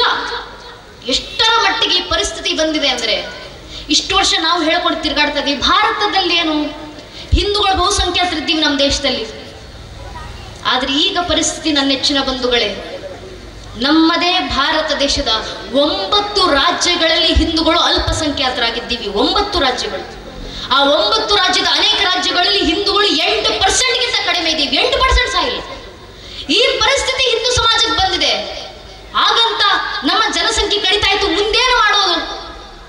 ಮುಂದೆ ಇರುವಂತ ಕೆಲಸ ಶಾಸ್ತ್ರಗಳಲ್ಲಿ ನಮ್ಮ ಪೂರ್ವಿಕರು ಬರೆದಂತ ಮಾತು, ವರಮ್ಮೇಕಂ ಗುಣಿ ಪುತ್ರೋ ನಚ ಮೂರ್ಖ ಶತೈರಪಿ. ಧರ್ಮ ರಕ್ಷಣೆ ಆಗಬೇಕಂದ್ರೆ ಮನ್ನಲ್ಲಿ 20 ಜನ ಮಕ್ಕಳು ಬೇಕಾಗಿಲ್ಲ. ಒಂದೊಂದು ಹಿಂದೂ ಮಗು ಮನ್ನಲ್ಲಿ ಇದೆಯಲ್ಲ, ಆ ಒಂದೊಂದು ಹಿಂದೂ ಮಗುವನ್ನ ನೈಜ ಹಿಂದೂ ಅಂತ ತಯಾರು ಮಾಡಿ ಸಾಕು. ಒಂದು ಮಗು ಸಾಕು ಧರ್ಮ ರಕ್ಷಣೆ ಮಾಡ್ಕೊಳ್ಳಿಕ್ಕೆ. ಒಂದೊಂದು ಹಿಂದೂ ಮಕ್ಕಳಿಂದ ನಮ್ಮನ್ನಲ್ಲಿ ಆ ಮಕ್ಕಳ ನೈಜ ಹಿಂದೂಗಳನ್ನ ತಯಾರು ಮಾಡೋಣ. ಇವತ್ತು ನಮ್ಮ ಸಮಸ್ಯೆ ಏನಾಗಿದೆ ಅಂದ್ರೆ, ಒಬ್ಬ ಹಿಂದೂವನ್ನ ಅತ್ಯಂತ ಸುಲಭವಾಗಿ ಕ್ರಿಶ್ಚಿಯನ್ ಆಗಿ ಮತಾಂತರ ಮಾಡಿಬಿಡ್ಬೋದು. ಒಬ್ಬ ಹಿಂದೂವನ್ನ ಅತ್ಯಂತ ಸುಲಭವಾಗಿ ಕಮ್ಯುನಿಸ್ಟ್ ಆಗಿಸಬಹುದು. ಒಬ್ಬ ಹಿಂದೂವನ್ನ ಅತ್ಯಂತ ಸುಲಭವಾಗಿ ಜಾತ್ಯತೀತನಾಗಿಸಬಹುದು. ಹಿಂದೂವನ್ನು ಹಿಂದೂ ಆಗಿಸೋದು ಕಷ್ಟ ಆಗಿದೆ. ಹಿಂದೂ ಆಗಬೇಕಂದ್ರೆ ಮನ್ನಲ್ಲಿ ಬಂದಿರಬೇಕು ಆ ಸಂಸ್ಕಾರ. ಮನೆಗಳಲ್ಲಿ ಆ ಮಕ್ಕಳನ್ನ ನೈಜ ಹಿಂದೂಗಳಂತೆ ತಯಾರು ಮಾಡೋಣ. ಆ ಮಕ್ಕಳಿಂದ ಧರ್ಮ ರಕ್ಷಣೆ ಆಗ್ಲಿ. ಯಾಕೆ ಧರ್ಮ ರಕ್ಷಣೆ ಆಗಬೇಕು? ನಮಗೋಸ್ಕರ ಮಾತ್ರ ಅಲ್ಲ, ಇಡೀ ಮನುಕುಲ ಸಂರಕ್ಷಣೆ ಆಗಬೇಕಂದ್ರೆ ಸನಾತನ ಧರ್ಮ ಜೀವಂತವಾಗಿರಬೇಕು. ಇದು ನಾನು ಹೇಳಿರುವ ಮಾತಲ್ಲ. ಡಾಕ್ಟರ್ ಚಿದಾನಂದ ಮೂರ್ತಿಗಳು, ಇತಿಹಾಸ ತಜ್ಞರು, ತಮ್ಮ ಪುಸ್ತಕ ಅಪಾರ್ಥ ಆಕ್ರಮಣಗಳಿಗೆ ಒಳಗಾಗಿರುವ ಹಿಂದೂ ಧರ್ಮದಲ್ಲಿ ಬರೀತಾರೆ. ಆ ಪುಸ್ತಕದಲ್ಲಿ ಡಾಕ್ಟರ್ ಚಿದಾನಂದ ಮೂರ್ತಿಗಳು ನಾಡೋಜ ಪ್ರಶಸ್ತಿ ವಿಜೇತರು, ಅವರು ಬರೆದಿದ್ದಾರೆ. ಎಲ್ಲ ಹಿಂದೂಗಳು ಗಮನ ಇಟ್ಟು ಕೇಳಬೇಕು. ಹಿರಿಯರು ಬರೀತಾರೆ, ಕನ್ನಡ, ತೆಲುಗು, ತಮಿಳು, ಮರಾಠಿ ಉಳಿಬೇಕು ಅಂದ್ರೆ ಸನಾತನ ಹಿಂದೂ ಧರ್ಮ ಜೀವಂತವಾಗಿರಬೇಕು. ನಮ್ಮ ರಾಜಕೀಯ ಆಸಕ್ತಿಗಳು ಉಳಿಬೇಕಂದ್ರೆ ಸನಾತನ ಹಿಂದೂ ಧರ್ಮ ಜೀವಂತವಾಗಿರಬೇಕು. ಕನಕದಾಸರು, ಬಸವಣ್ಣ, ರಾಯಣ್ಣ, ಶಿವಾಜಿ ಉಳಿಬೇಕು ಅಂದ್ರೆ ಸನಾತನ ಹಿಂದೂ ಧರ್ಮ ಜೀವಂತವಾಗಿರಬೇಕು. ಇದು ಅತ್ಯಂತ ಘೋರವಾದ ಸತ್ಯ, ಎಲ್ಲರೂ ತಿಳ್ಕೊಳ್ಬೇಕಾಗಿರೋದಂತ ಇತಿಹಾಸ ತಜ್ಞರು ಬರೆದಂತ ಮಾತು. ಈಗ ಸ್ವಲ್ಪ ತರ್ಕಬದ್ಧವಾಗಿ ಯೋಚನೆ ಮಾಡೋಣ. ಇಡೀ ಜಗತ್ತಿನಲ್ಲಿ ಹಿರಿಯರು ಹೇಳಿದ್ರಲ್ಲ, ಇಡೀ ಜಗತ್ತಿನಲ್ಲಿ ಲೋಕ ಸಮಸ್ತ ಸುಖಿನೋ ಭವಂತು ಅನ್ನೋ ತತ್ವಗಳು ನಮ್ಮ ವೇದ ಉಪನಿಷತ್ತುಗಳಿಂದ ಮಾತ್ರ ಬರ್ಲಿಕ್ಕೆ ಸಾಧ್ಯ. ಸರ್ವೇ ಜನ ಸುಖಿನೋ ಭವಂತು ಅನ್ನೋ ಮಾತುಗಳು ಒಬ್ಬ ಸನಾತನಿ ಹಿಂದೂಗಳ ಬಾಯಿಂದ ಮಾತ್ರ ಬರ್ಲಿಕ್ಕೆ ಸಾಧ್ಯ. ಆದ್ರಿಂದ ಮನುಕುಲ ಸಂರಕ್ಷಣೆ ಆಗಬೇಕಂದ್ರೆ ಮೊದಲು ಸನಾತನ ಹಿಂದೂ ಧರ್ಮ ಜೀವಂತವಾಗಿರಬೇಕು. ಇಷ್ಟು ವರ್ಷ ನಮ್ಮ ಪೂರ್ವಿಕರು ಈ ಧರ್ಮವನ್ನು ಉಳಿಸ್ಕೊಂಡು ಬಂದಿರೋದು ಇದೇ ಕಾರಣಕ್ಕೆ. ಈ ಸತ್ಯ ನಮ್ಮ ಪೂರ್ವಿಕರಿಗೆ ಗೊತ್ತಿತ್ತು. ಇಷ್ಟು ವರ್ಷ ದಾಳಿ ಆಯ್ತಲ್ಲ ನಮ್ಮ ಸನಾತನ ಧರ್ಮ ನಾಶ ಮಾಡ್ಲಿಕ್ಕೆ, ಆದ್ರೂ ಉಳಿಸಿದ್ರಲ್ಲ ನಮ್ಮ ಪೂರ್ವಿಕರು. 1000ಕ್ಕೂ ಹೆಚ್ಚು ವರ್ಷಗಳ ಕಾಲ ದಾಳಿಯಾಗಿದೆ ನಮ್ಮ ಧರ್ಮದ ಮೇಲೆ. ನಮ್ಮ ಮಠ ಮಂದಿರಗಳನ್ನ ನಾಶ ಮಾಡಬೇಕು, ನಮ್ಮ ಸನಾತನ ಸತ್ತ ಪರಂಪರೆಯನ್ನು ನಾಶ ಮಾಡಬೇಕು, ಹಿಂದೂ ಧರ್ಮದ ಆಚರಣೆಗಳನ್ನು ನಾಶ ಮಾಡಬೇಕು. ಈ 1000ಕ್ಕೂ ಹೆಚ್ಚು ವರ್ಷ ದಾಳಿ ಏನು ಮಹಾ ಅಂತ ನಾವು ಅಂದುಕೊಂಡ್ರೆ, ಒಮ್ಮೆ ಇತಿಹಾಸದ ಪುಟಗಳನ್ನ ತಿರುವು ಹಾಕಿ ನೋಡಿದಾಗ ನಮ್ಗೆ ಅರ್ಥ ಆಗುತ್ತೆ. ನೆಚ್ಚಿನ ಬಂಧುಗಳೇ, ಇದೇ ಜಗತ್ತಿನಲ್ಲಿ ಪ್ರಾಚೀನ ಅಂತ ಕರೆಸ್ಕೊಂಡಂತ 35 ಜನಾಂಗಗಳಿಗೂ ಎಲ್ಲೊಬ್ಬ ಪ್ರಾಚೀನ ಜನಾಂಗಗಳು ಎಲ್ಲೋಯ್ತು? ಜಗತ್ತಿನ ಮುಂದೆ ಪಿರಮಿಡ್ಗಳನ್ನ ಕಟ್ಟಿ ಮೆರೆದಂತ ಈಜಿಪ್ಷಿಯನ್ ಜನಾಂಗ ಎಲ್ಲೋಯ್ತು? ಜಗತ್ತನ್ನ ಆಳಲಿಕ್ಕೆ ಬಂದಂತ ಗ್ರೀಕ್ ಜನಾಂಗ ಎಲ್ಲೋಯ್ತು? ಜಗತ್ತಿಗೆ ಭಾಷಾಶಾಸ್ತ್ರ ಪರಿಚಯಿಸಿಕೊಟ್ಟಂತ ಪರ್ಷಿಯನ್ ಜನಾಂಗ ಎಲ್ಲೋಯ್ತು? ಬ್ಯಾಬಿಲೋನಿಯನ್ ಜನಾಂಗ ಎಲ್ಲೋಯ್ತು? ಮೆಸೊಪೊಟೇಮಿಯನ್ ಜನಾಂಗ. ಒಮ್ಮೆ ಯೋಚನೆ ಮಾಡಿ ನೋಡಿ ನನ್ನ ನೆಚ್ಚಿನ ಬಂಧುಗಳೇ, ಪ್ರಾಚೀನ ಅಂತ ಕರೆಸ್ಕೊಂಡಂತ 35 ಜನಾಂಗಗಳು ಅಲ್ಪಾಯುಗಳಾಗಿ ಕಾಲಗರ್ಭ ಸೇರಿದ್ವು ಕಳಿಸ್ಬೇಕು. ಯಾಕೆ? ತಮ್ಮ ಮೇಲಾದಂಥ 30-40 ವರ್ಷಗಳ ಕಾಲ ಒಂದೇ ಒಂದು ಪರಕೀಯ ಜನಾಂಗದ ದಾಳಿಯನ್ನು ತಡೆಯುವಷ್ಟು ಸಾಮರ್ಥ್ಯ ಈ ಜನಾಂಗಗಳಿಗಿರಲಿಲ್ಲ. ಪರಿಣಾಮ ಜನಾಂಗಕ್ಕೆ ಜನಾಂಗವೇ ಇತಿಹಾಸದ ಪುಟಗಳಿಂದ ಅಳಿಸಿ ಹೋಯಿತು. ನಮ್ಮ ಕಣ್ಣು ಮುಂದೆ ಕಣ್ಣು ತೆರೆದಂತ 100 ಮತಬಂಧುಗಳು ಕಣ್ಮರೆಯಾಗಿದ್ದಾವೆ. ಆದ್ರೆ ನಮ್ಮ ಧರ್ಮದ ಮೇಲೆ 30-40 ಅಲ್ಲ, 1371 ವರ್ಷ ನಿರಂತರ ದಾಳಿ ಆಯ್ತಲ್ಲ. ಇಷ್ಟು ವರ್ಷ ನಮ್ಮ ಮೇಲೆ ದಾಳಿ ಮಾಡಿದವರು ಒಂದೆರಡು ಜನಾಂಗವ? ಎಷ್ಟು ಜನಾಂಗಗಳ ದಾಳಿ ಮಾಡಿದ್ವು? ಎಷ್ಟು ಪರಕೀಯ ದೇಶಗಳ ದಾಳಿ ಮಾಡಿದ್ವು? ಮೊಘಲರು ಬಂದ್ರು, ತುರ್ಕರು ಬಂದ್ರು, ಅರಬ್ಬರು ಬಂದ್ರು, ಅಫ್ಘಾನರು ಬಂದ್ರು, ಪೋರ್ಚುಗೀಸರು ಬಂದ್ರು, ಡಚ್ಚರು ಬಂದ್ರು, ಫ್ರೆಂಚರು ಬಂದ್ರು, ಇಂಗ್ಲಿಷರು ಬಂದ್ರು, ಶಕರು ಬಂದ್ರು, ಹೂಣರು ಬಂದ್ರು. ಇವರೆಲ್ಲರೂ ಬಂದು ನಮ್ಮ ಮೇಲೆ ದಾಳಿ ಮಾಡಿದ ನಂತರವೂ ಇವತ್ತಿಗೂ ಹಿಂದೂ ಸಮಾಜವಾಗೇ ಜೀವಂತವಾಗಿದೆ. ಹಿಂದೂಗಳು ಹಿಂದೂಗಳಾಗೇ ಬದುಕಿದ್ದೀವಿ. ಕಾರಣ ನಮ್ಮ ಪೂರ್ವಿಕರ ಶ್ರಮ, ನಮ್ಮ ಪೂರ್ವಿಕರು ಪಟ್ಟಂತ ಶ್ರಮ. ಮನುಷ್ಯರು ಧರ್ಮ ರಕ್ಷಣೆ ಮಾಡ್ಕೊಳ್ಳೋದು ಬಿಡಿ ಸ್ವಾಮಿ, ಸ್ವತಃ ಭಗವಂತ ಶ್ರೀಕೃಷ್ಣ ಪರಮಾತ್ಮ ಶ್ರೀಮದ್ ಭಾಗವತ ಪುರಾಣದಲ್ಲಿ ವ್ಯಾಸರು ಬರೀತಾರೆ. ಶುಕಾಚಾರ್ಯ ಪರೀಕ್ಷಿತನಿಗೆ ಹೇಳಬೇಕಾದ್ರೆ ಹೇಳುವಂತ ಮಾತು, ಕೃಷ್ಣನಿಗೆ 104 ವರ್ಷ ಆಗಿದೆ. ಇನ್ನು 6 ತಿಂಗಳುಗಳಲ್ಲಿ ಶ್ರೀಕೃಷ್ಣ ಪರಮಾತ್ಮ ದೇಹತ್ಯಾಗ ಮಾಡಬೇಕು, ಅವತಾರ ಸಮಾಪ್ತಿ ಮಾಡಬೇಕು. ಇನ್ನು 6 ತಿಂಗಳುಗಳಲ್ಲಿ ಅವತಾರ ಸಮಾಪ್ತಿ ಆಗಬೇಕು. ಅಷ್ಟರಲ್ಲಿ ಶ್ರೀಕೃಷ್ಣ ಪರಮಾತ್ಮ ಉದ್ಧವನನ್ನು ಕರೀತಾರೆ. ಉದ್ಧವನನ್ನು ಕರೆದು ಹೇಳ್ತಾರೆ, ಉದ್ಧವ, ಇನ್ನು 6 ತಿಂಗಳುಗಳಲ್ಲಿ ನನ್ನ ಅವತಾರ ಸಮಾಪ್ತಿ ಆಗ್ಲಿಕ್ಕಿದೆ, ನಾನು ದೇಹತ್ಯಾಗ ಮಾಡ್ಲಿಕ್ಕಿದ್ದೀನಿ. ನಾನು ಸತ್ತರೂ ಪರವಾಗಿಲ್ಲಪ್ಪ, ನನ್ನಲ್ಲಿರುವಂಥ ಧರ್ಮಜ್ಞಾನ ಸಾಯುವಂತಿಲ್ಲ. ನನ್ನಲ್ಲಿರುವಂಥ ಅಷ್ಟೂ ಧರ್ಮಜ್ಞಾನವನ್ನು ನಿನಗೆ ಕಲಿಸ್ಕೊಡ್ತೀನಿ. ನಾನು ಕೊಟ್ಟಂತ ಆ ಧರ್ಮಜ್ಞಾನವನ್ನು ತಲೆ ಮೇಲೆ ಹೊತ್ಕೊಂಡು ಬದ್ರಿ ಆಶ್ರಮಗಳಿಗೆ ಹೋಗು. ಹಿಮಾಲಯದಿಂದ ಗಂಗೆ ಹರಿದು ಬಂದಾಗೆ ಬದ್ರಿ ಆಶ್ರಮದ ಋಷಿ ಮುನಿಗಳಿಂದ ಜ್ಞಾನ ಗಂಗೆಯೂ ದೇಶದಾದ್ಯಂತ ಹರಿದು ಬರಲಿ, ಈ ಧರ್ಮದ ಪರಂಪರೆ ಜ್ಞಾನದ ರಕ್ಷಣೆ ಆಗಲಿ ಅಂತ ಶ್ರೀಕೃಷ್ಣ ಪರಮಾತ್ಮ ಖುದ್ದು ದೇಹತ್ಯಾಗಕ್ಕೂ ಮುಂಚೆ ಮಾಡಿದಂತ ಮೊಟ್ಟ ಮೊದಲ ಕೆಲಸ, ಕೊನೆಯ ಕೆಲಸ ಯಾವುದು? ಉದ್ಧವ ಗೀತೆಯನ್ನ ಉದ್ಧವನಿಗೆ ಹೇಳಿಕೊಟ್ಟು ಧರ್ಮಜ್ಞಾನ ಉಳಿಸಿ ಮುಂದಿನ ಪೀಳಿಗೆಗೆ ಕೊಡುವಂತ ಕೆಲಸ, ಭಗವಂತ ಮಾಡಿದ ಕೆಲಸ. ಸ್ವತಃ ಭೀಷ್ಮ ಪಿತಾಮಹರು ಶರಾಶದ ಮೇಲೆ ಮಲಗಿದ್ದಾರೆ. ಇನ್ನು ಕೆಲವು ಕ್ಷಣದಲ್ಲಿ ಭೀಷ್ಮ ಪಿತಾಮಹರು ದೇಹತ್ಯಾಗ ಮಾಡಬೇಕು. ರಣರಂಗದಲ್ಲಿ ಶರಾಶದ ಮೇಲೆ ಮಲಗಿದ್ದಂತ ಭೀಷ್ಮ ಪಿತಾಮಹರು ದೇಹತ್ಯಾಗ ಮಾಡಬೇಕಂತ ನೋಡಿದಂತ ಶ್ರೀಕೃಷ್ಣ ಪರಮಾತ್ಮರ ಬಾಯಿಂದ ಬಂದಂತ ಉದ್ಗಾರ, ತಸ್ಮಿನ್ನಸ್ತಗತೆ ಭೀಷ್ಮೆ ಪಾಂಡವಾನಾಂ ಧುರಂಧರೆ. ಅಸ್ತಂಗತರಾಗ್ತಿದ್ದಾರಪ್ಪ ಭೀಷ್ಮ ಪಿತಾಮಹರು. ಅಲ್ಲಿ ಭೀಷ್ಮ ಪಿತಾಮಹರು ಮಾತ್ರ ಅಸ್ತಂಗತರಾಗ್ತಿಲ್ಲ, ತೀರ್ಕೊಳ್ತಾ ಇಲ್ಲ. ಅವರ ಹತ್ರ ಇರುವಂತ ಸಮಸ್ತ ಕುರುವಂಶದ ಪಾಂಡು ಕುಲದ ಧರ್ಮ ಜ್ಞಾನ ಅಸ್ತಂಗತವಾಗ್ತಿದ್ದಾರೆ. ಜಗತ್ನಲ್ಲಿ ಯಾರು ಸತ್ರು ಪರವಾಗಿಲ್ಲ, ಈ ಧರ್ಮ ಸಾಯುವಂತಿಲ್ಲ, ಈ ಧರ್ಮದ ಜ್ಞಾನ ಸಾಯುವಂತಿಲ್ಲ. ಆದ್ರಿಂದ ಸಮಸ್ತ ಪಾಂಡವರು ಹೋಗಿ ಭೀಷ್ಮ ಪಿತಾಮಹರ ಪಾದದಡಿಯಲ್ಲಿ ಕೂತ್ಕೊಂಡು ಕೈ ಮುಗಿದು ಅವರ ಹತ್ರ ಇರುವಂತ ಧರ್ಮ ಜ್ಞಾನವನ್ನು ಪಡೆದುಕೊಂಡು ಬಂದು ಮುಂದಿನ ಪೀಳಿಗೆಗೆ ತಲುಪಿಸುವಂತ ಕೆಲಸ ಮಾಡಿ. ಆ ಸಂದರ್ಭದಲ್ಲಿ ಭೀಷ್ಮ ಪಿತಾಮಹರ ಬಾಯಿಂದ ಹುಟ್ಟಿದ್ದೇ ವಿಷ್ಣು ಸಹಸ್ರನಾಮ. ಆ ವಿಷ್ಣು ಸಹಸ್ರನಾಮ ಇದುವರೆಗೂ ಹೇಳ್ಕೊಂಡು ಬರ್ತೀವಲ್ಲ ನಾವು. ಎಷ್ಟು ಶತಮಾನಗಳಿಂದ ಉಳಿಸ್ಕೊಂಡು ಬಂದ್ರು. ಈ ಧರ್ಮ ಉಳಿಸೋದು ಬಿಡಿ, ಈ ಧರ್ಮದಲ್ಲಿ ಹುಟ್ಟಿದಂತ ಒಂದೊಂದು ಶ್ಲೋಕಗಳು, ಒಂದೊಂದು ಮಂತ್ರಗಳು, ಒಂದೊಂದು ಭಜನೆಗಳನ್ನು ಇವತ್ತಿಗೂ ನಾವು ಮನೆಗಳಲ್ಲಿ ಹಾಡ್ತೀವಿ, ಮಂದಿರಗಳಲ್ಲಿ ಹಾಡ್ತೀವಿ. ಮೊನ್ನೆ ರಚನೆ ಆದಂತ ಭಜನೆಯ ಇದು. ಶತಮಾನಗಳ ಹಿಂದೆ ದಾಸರು ಬಂದಂತ ಭಜನೆಗಳಲ್ವಾ. ಮನೆಯ ಮುಂದೆ ನಿಂತು ಬರ್ರಪ್ಪ ಹಿಂದೂಗಳು ಎಲ್ಲರೂ ಭಗವಂತನ ಭಜನೆಯನ್ನ ಮಾಡ್ತಾ ಧರ್ಮ ರಕ್ಷಣೆಗೆ ನಾವು ಜಾಗೃತರಾಗೋಣ ಬನ್ನಿ ಅಂತ ಕರ್ಕೊಂಡು ಬಂದು ಹಾಡಿದಂತ ಶತಮಾನಗಳ ಹಿಂದಿನ ಆ ಭಜನೆಗಳು ಇವತ್ತಿಗೂ ಒಂದೇ ಒಂದು ಅಕ್ಷರ ಬಿಡದ ಹಾಗೆ, ಒಂದೇ ಒಂದು ರಾಗಕ್ಕೆ ಕೊರತೆ ಬರದ ಹಾಗೆ ಅಷ್ಟೇ ತಾಳಬದ್ಧವಾಗಿ ಹಾಡ್ತೀವಲ್ಲ. ನಾವು ಹೇಗೆ ಸಾಧ್ಯ ಇದು? ಸ್ವಲ್ಪ ಯೋಚನೆ ಮಾಡಿ ನೋಡಿ ನನ್ನ ನೆಚ್ಚಿನ ಬಂಧುಗಳೇ. ಈ ಧರ್ಮ ಉಳಿಸೋದಲ್ಲ, ಈ ಧರ್ಮದಲ್ಲಿ ಹುಟ್ಟಿದಂತ ಒಂದು ಪುಸ್ತಕ, ಒಂದು ಗ್ರಂಥ, ಲಕ್ಷಾಂತರ ವರ್ಷಗಳ ಹಿಂದೆ ಇಡೀ ಜಗತ್ತಿನಲ್ಲೇ ಬರೆದಂತ ಜಗತ್ತಿನ ಪ್ರಥಮ ಪುಸ್ತಕ ಋಗ್ವೇದ. ಆ ಜಗತ್ತಿನ ಪ್ರಥಮ ಪುಸ್ತಕ ಋಗ್ವೇದದ ಪ್ರಥಮ ಮಂಡಳದ ಪ್ರಥಮ ಸೂಕ್ತದ ಪ್ರಥಮ ಮಂತ್ರ ಅಗ್ನಿಮೀಳೆ ಪುರೋಹಿತ ಮೆಗ್ನಿಸ ದೇವ ಮಾತ್ರ ಚ ಭೋತಾಹಾರ ಮೃತ ದದಾತಮಂ ಅಂತ ಆ ಋಗ್ವೇದದ ಪ್ರಥಮ ಮಂತ್ರದಿಂದ ಹಿಡಿದು ಇಡೀ ಋಗ್ವೇದದಲ್ಲಿ ಒಟ್ಟು 2,34,000 ಪದಗಳು. ನಮ್ಮ ಮೇಲೆ ಸಾವಿರಾರು ವರ್ಷಗಳು ದಾಳಿ ಆದ ನಂತರವೂ, ಬರದ ಲಕ್ಷಾಂತರ ವರ್ಷಗಳು ಕಳೆದ ನಂತರವೂ, ಇವತ್ತಿಗೂ 2024ರಲ್ಲೂ 21ನೇ ಶತಮಾನದಲ್ಲೂ ಒಂದೊಂದು ಹಿಂದೂ ಮಠ ಮಂದಿರಕ್ಕೆ ಬಂದ್ರು. ಒಬ್ಬೊಬ್ಬ ಹಿಂದೂ ಮಠ ಮಂದಿರದಲ್ಲೂ ಕೂಡ ಅಷ್ಟೂ ಚತುರ್ವೇದಗಳನ್ನು ಅದೇ ರೀತಿ ಪಾರಾಯಣ ಮಾಡಿ ಅಷ್ಟೇ ಕಂಠಬದ್ಧವಾಗಿ ಒಂದೇ ಒಂದು ಅಕ್ಷರ ತಪ್ಪಿಸದೆ ಇವತ್ತಿಗೂ ವೇದಗಳನ್ನು ಪಠಿಸ್ತೀವಲ್ಲ ನಾವು. ನಮ್ಮ ಹಿರಿಯರ ಸಾಮರ್ಥ್ಯ ಅಂತದ್ದು ರೀ. ಆ 2,34,000 ಪದಗಳಲ್ಲಿ ಒಂದೇ ಒಂದು ಪದ ಆಚೆ ಈಚೆ ಆಗ್ಲಿಕ್ಕೆ ನಮ್ಮ ಪೂರ್ವಿಕರು ಬಿಟ್ಕೊಡ್ಲಿಲ್ಲ. ಪದ ಆಚೆ ಈಚೆ ಆಗೋದು ಬಿಡಿ, ಛಂದಸ್ಸು ಸಹ ಬದಲಾಗಲಿಲ್ಲ. ಇವತ್ತಿಗೂ ಕೂಡ ಜಗತಿ ಛಂದಸ್ ಅಂದ್ರೆ ಜಗತಿ ಛಂದಸ್ನಲ್ಲೇ ಪಠಿಸ್ತೀವಿ, ಅನುಷ್ಠುಪ ಛಂದಸ್ ಅಂದ್ರೆ ಅನುಷ್ಠುಪ ಛಂದಸ್ನಲ್ಲೇ ಪಠಿಸ್ತೀವಿ. ಯಾವ ಕಾಲದಿಂದ ನಮ್ಮ ಉಪನಿಷತ್ತುಗಳು ಶುರುವಾಗಿತ್ತು? ಸ್ವಯಂಭೂ ಮನುವಿನ ಕಾಲದಿಂದ. ಆ ಸ್ವಯಂಭೂ ಮನುವಿನ ಮನ್ವಂತರ ಕಳೆದು 7 ಮನ್ವಂತರು ದಾಟಿದ ನಂತರ ಇವತ್ತಿಗೂ ಕೂಡ ಈ ಮನ್ವಂತರ ವೈವಸ್ವತ ಮನ್ವಂತರದಲ್ಲೂ ಉಪನಿಷತ್ತುಗಳನ್ನು ಹಾಗೆ ಹೇಳ್ಕೊಂಡು ಬಂದಿದ್ದೀವಿ ನಾವು. ನಮ್ಮ ಹಿರಿಯರ ಶ್ರಮ. ಯಾವ ಧರ್ಮವನ್ನು ಉಳಿಸ್ಕೊಂಡು ಬರ್ಲಿಕ್ಕೆ ಇಷ್ಟೊಂದು ಶ್ರಮ ಪಟ್ಟರು ನಮ್ಮ ಪೂರ್ವಿಕರು?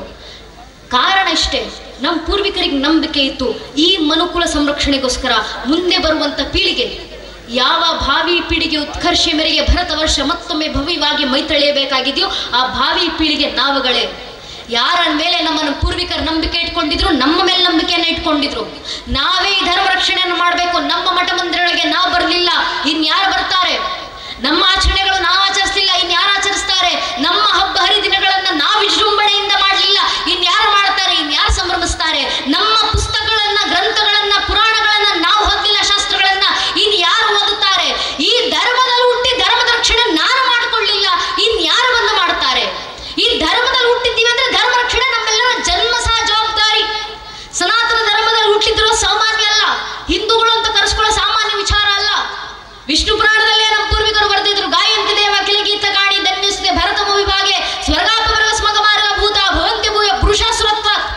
ಭಾರತದಲ್ಲಿ ಹುಟ್ಟಬೇಕು, ಭಾರತದಲ್ಲಿ ಹಿಂದುವಾಗಿ ಹುಟ್ಟಬೇಕಂದ್ರೆ ಸಾಮಾನ್ಯದಲ್ಲ. ವಿಷ್ಣು ಪುರಾಣದಲ್ಲಿ ನಮ್ಮ ಹಿರಿಯರು ಬರೆದ್ರು, ಹಿಂದೂ ಧರ್ಮದಲ್ಲಿ ಹುಟ್ಟಬೇಕಂದ್ರೆ 7 ಜನ್ಮದ ಪುಣ್ಯ ಮಾಡಿರಬೇಕು. ಈ ಧರ್ಮದಲ್ಲಿ ಹುಟ್ಟಿದ ನಂತರ ನಾನೊಬ್ಬ ಹಿಂದೂ ಅಂತ ಹೇಳ್ಕೊಳ್ಳಿಕ್ಕೂ ಯೋಗ್ಯತೆ ಇರಬೇಕು ಅಂತ ನಮ್ಮ ಹಿರಿಯರು ಕೊಟ್ಟಂತ.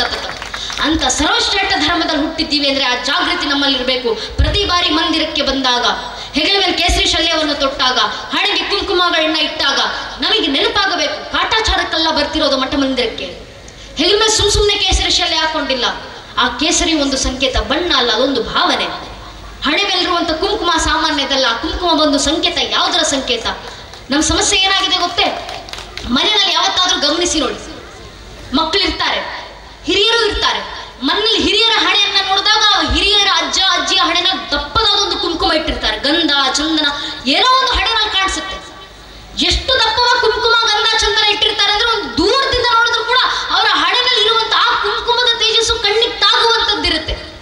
ಅದೇ ಸ್ವಲ್ಪ ಕೆಳಗಿನ ತಲೆಮಾರಿಗೆ ಬನ್ನಿ, ನನ್ನ ವಯಸ್ಸಿನ ಮಕ್ಕಳನ್ನು ನೋಡಿ, ಹಣೆ ಕುಂಕುಮ ಇಡ್ತಾರೆ, ಇಷ್ಟು ಸಣ್ಣ ಕುಂಕುಮ, ಒಂದು ಬಟ್ಟು. ಸ್ವಲ್ಪ ದೂರದಿಂದ ನಿಂತು ನೋಡಿದ್ರೆ ಹಣೆಗೆ ಏನಾದ್ರೂ ಇಟ್ಟಿದ್ದಾರಾ ಇಲ್ವಾ ಅನ್ನೋದು ಕೂಡ ಕಾಣಿಸೋದಿಲ್ಲ. ತಪ್ಪು ಮಕ್ಕಳದಲ್ಲ, ತಪ್ಪು ಹೆಣ್ಣು ಮಕ್ಕಳದಲ್ಲ. ಏನಕ್ಕೆ ಹಣೆ ಕುಂಕುಮ ಇಡಬೇಕು ಅಂತ ಹೇಳ್ಕೊಡದೆ ಇರುವಂತ ಹಿರಿಯರ ತಪ್ಪು, ಪೋಷಕರ ತಪ್ಪು. ನಮ್ಮ ಮಕ್ಕಳಿಗೆ ಹೇಳ್ಕೊಡ್ಬೇಕು, ಹಣೆ ಕುಂಕುಮ ಇಡು ಅಂತ ಹೇಳ್ತೀವಿ, ಅದರಲ್ಲೂ ವಿಶೇಷವಾಗಿ ಹೆಣ್ಣು ಮಕ್ಕಳು ಹಣೆ ಕುಂಕುಮ ಇಡು ಅಂತ ಹೇಳ್ತೀವಿ. ಏನಕ್ಕೆ ಹೆಣ್ಣು ಮಕ್ಕಳು ಹಣೆ ಕುಂಕುಮ ಇಡೋದು? ಸುಮ್ಮನೆ ಅಲ್ಲ. ಮುಂದೆ ಶ್ರೀದೇವಿ ಮಹಾತ್ಮೆ ಆಗ್ಲಿಕ್ಕಿದೆಯಲ್ಲ, ಬಹುಶಃ ಅದರಲ್ಲಿ ಬರ್ಬೋದು. ಮಾರ್ಕಂಡ ಋಷಿಮುನಿಗಳು ಮಾರ್ಕಂಡ ಪುರಾಣದಲ್ಲಿ ದೇವಿ ಸಪ್ತಶತಿನಲ್ಲಿ ಬರೀತಾರೆ, ತಾಯಿ ಜಗನ್ಮಾತೆಯನ್ನ ಶುಂಭ ಮತ್ತು ನಿಶುಂಭ ಎಂಬ ಇಬ್ಬರು ರಾಕ್ಷಸರು ಜಗನ್ಮಾತೆಯನ್ನ ಕೆಟ್ಟ ದೃಷ್ಟಿಯಿಂದ ನೋಡಿದಾಗ ತಾಯಿ ಜಗನ್ಮಾತೆ ಸಿಟ್ಟಿಗೆದ್ದು ಕ್ರೋಧಿತರಾಗಿ ಶಾಂಬೆ ಅವತಾರವನ್ನ ತಾಳಿ ನಿಂತು ಶುಂಭ ನಿಶುಂಭ ರಾಕ್ಷಸರ ಸಂಹಾರವನ್ನ ಮಾಡಿ ಆ ರಾಕ್ಷಸರ ರಕ್ತವನ್ನು ತೆಗೆದು ತನ್ನ ಹಣೆಗಿಟ್ಕೊಂಡ್ರಂತೆ. ಅದರ ಸಂಕೇತವಾಗಿ ನಮ್ಮ ಹೆಣ್ಮಕ್ಳು ಇವತ್ತಿಗೂ ಕುಂಕುಮ ಇಡ್ತಾರೆ. ಏನಕ್ಕೆ? ಎದುರಿಗೆ ಬರುವಂತ ಗಂಡಸರಿಗೆ ಎಚ್ಚರಿಕೆಯನ್ನು ನೀಡಲಿಕ್ಕೆ. ಒಂದು, ನಿನ್ನನ್ನ ಜಗನ್ಮಾತೆ ಸ್ಥಾನದಲ್ಲಿ, ತಾಯಿ ಸ್ಥಾನದಲ್ಲಿ ಇಟ್ಟು ಆರಾಧಿಸು. ಅಕಸ್ಮಾತ್ ಕೆಟ್ಟ ದೃಷ್ಟಿಯಿಂದ ನೋಡಿದ್ರೆ ಶುಂಭ ನಿಶುಂಭರಿಗೆ ಬಂದ ಪರಿಸ್ಥಿತಿ ಏನಿಗೂ ಬರೋದು ಅಂತ ಎಚ್ಚರಿಕೆ ಗಂಟೆ ನೀಡಲಿಕ್ಕೆ ನಮ್ಮನೆ ಹೆಣ್ಮಕ್ಳು ಜೀವಂತ ದುರ್ಗಿಯರಂತೆ ಹಣೆ ಕುಂಕುಮ ತಿಲಕ ವಿಭೂತಿ ಇಡಬೇಕು ಅಂತ ಹೇಳಿದ್ರು. ಆದ್ರೆ ಮನೆಯಲ್ಲಿರುವಂತ ಹೆಣ್ಣು ಮಕ್ಕಳು ಮಾತ್ರ ಅಲ್ಲ, ಹಿಂದೂ ಧರ್ಮದಲ್ಲಿ ಹುಟ್ಟಿರುವಂತ ಒಬ್ಬೊಬ್ಬ ಹಿಂದೂ ಹೆಣ್ಣು ಮಕ್ಕಳಾಗ್ಲಿ ಗಂಡು ಮಕ್ಕಳಾಗ್ಲಿ ಹಣೆ ಕುಂಕುಮ ತಿಲಕ ವಿಭೂತಿ ಭಂಡಾರ ಗೋಪಿ ಚಂದನ ಇಡಲೇಬೇಕು. ಯಾಕೆ? ಅದೊಂದು ಸಂಕೇತ. ಕವಿಗಳು ಬರೀತಾರಲ್ಲ, ಯೇ ಹೇ ದೇಕೋ ರಾಜಪುತಾನ ನಾಜಿಸೆ ತಲವಾರೋ ಪೆ इसने अपना जीवन काटा भर्जी तीर कटारों पे कूद पड़ी थी यह हजारों पद्मिनी अंगारों पे इस मिट्टी का कण कण गहरा कुर्बानी की गाता इस मिट्टी से तिलक करो ये धरती है बलिदानों के ಕವಿಗಳು ಬರೋದ್ರಲ್ಲ. ನಮ್ಮ ಮೇಲಾದಂತ ಸಾವಿರಾರು ವರ್ಷಗಳ ದಾಳಿಯ ನಂತರ, ನೂರಾರು ಮತಪಂಥಗಳ ಆಕ್ರಮಣಗಳ ನಂತರ, ಅಸಂಖ್ಯ ಕಷ್ಟ ನಷ್ಟಗಳ ನಡುವೆಯೂ ಇವತ್ತಿಗೂ ತಲೆ ಎತ್ತಿ ತನುವೆತ್ತಿ ನಿಂತಿರುವಂತ, ಮೃತ್ಯುವನ್ನು ಮಣಿಸಿ ಬದುಕ್ತಾ ಇರುವಂತ ಮೃತ್ಯುಂಜಯ ಸನಾತನ ಹಿಂದೂ ಧರ್ಮದ ಕ್ಷತ್ರಿಯ ಪರಂಪರೆ ಸಂಕೇತವಾಗಿ ಹಣೆಗೆ ಕುಂಕುಮ ತಿಲಕ ವಿಭೂತಿ ಭಂಡಾರ ಗೋಪಿ ಚಂದನ ಇಡಬೇಕು ಅನ್ನೋದನ್ನ ನಮ್ಮ ಹಿರಿಯರು ಹೇಳಿಕೊಟ್ಟಂತ ಮಾತು. ಅದು ಸಂಕೇತ. ಆ ಸಂಕೇತ, ಆ ಸ್ವಾಭಿಮಾನ ನಮ್ಮಲ್ಲಿ ಬರಬೇಕು. ಎಂಥ ಸ್ವಾಭಿಮಾನ ಹಿಂದೂಗಳದ್ದು? ನೀನು ಯಾರು ಅಂತ ಕೇಳಿದ್ರೆ ಹಿಂದೂಗಳ ಪರಿಚಯ ಯಾವ್ದಾಗಿರ್ಬೇಕು? ನಮ್ಮ ಸ್ವಾಭಿಮಾನ ಯಾವುದು? पूजनीय अटल बिहारी वाजपेयी जी ಅವರು ಬರೀತಾರಲ್ಲ ಹಿಂದೂಗಳ ಪರಿಚಯ, मैं शंकर का भाकरोदा लल कर सकता जग को क्षार क्षार मैं डमरू का हर प्रलयंकार ध्वनि जिसमें नचता भीषण संहार मैं मां दुर्गा का उन्मत्तहास मैं मां काली का शस्त्राभ्यास मैं यम की प्रलयंकारी पुकार अगर अंतरतम की अग्नि से जगती में आग लगा दूं मैं यदि दद गुटे जड़ सलाम बर जड़ चेतन तो कैसा विस्मय हिंदू तन मन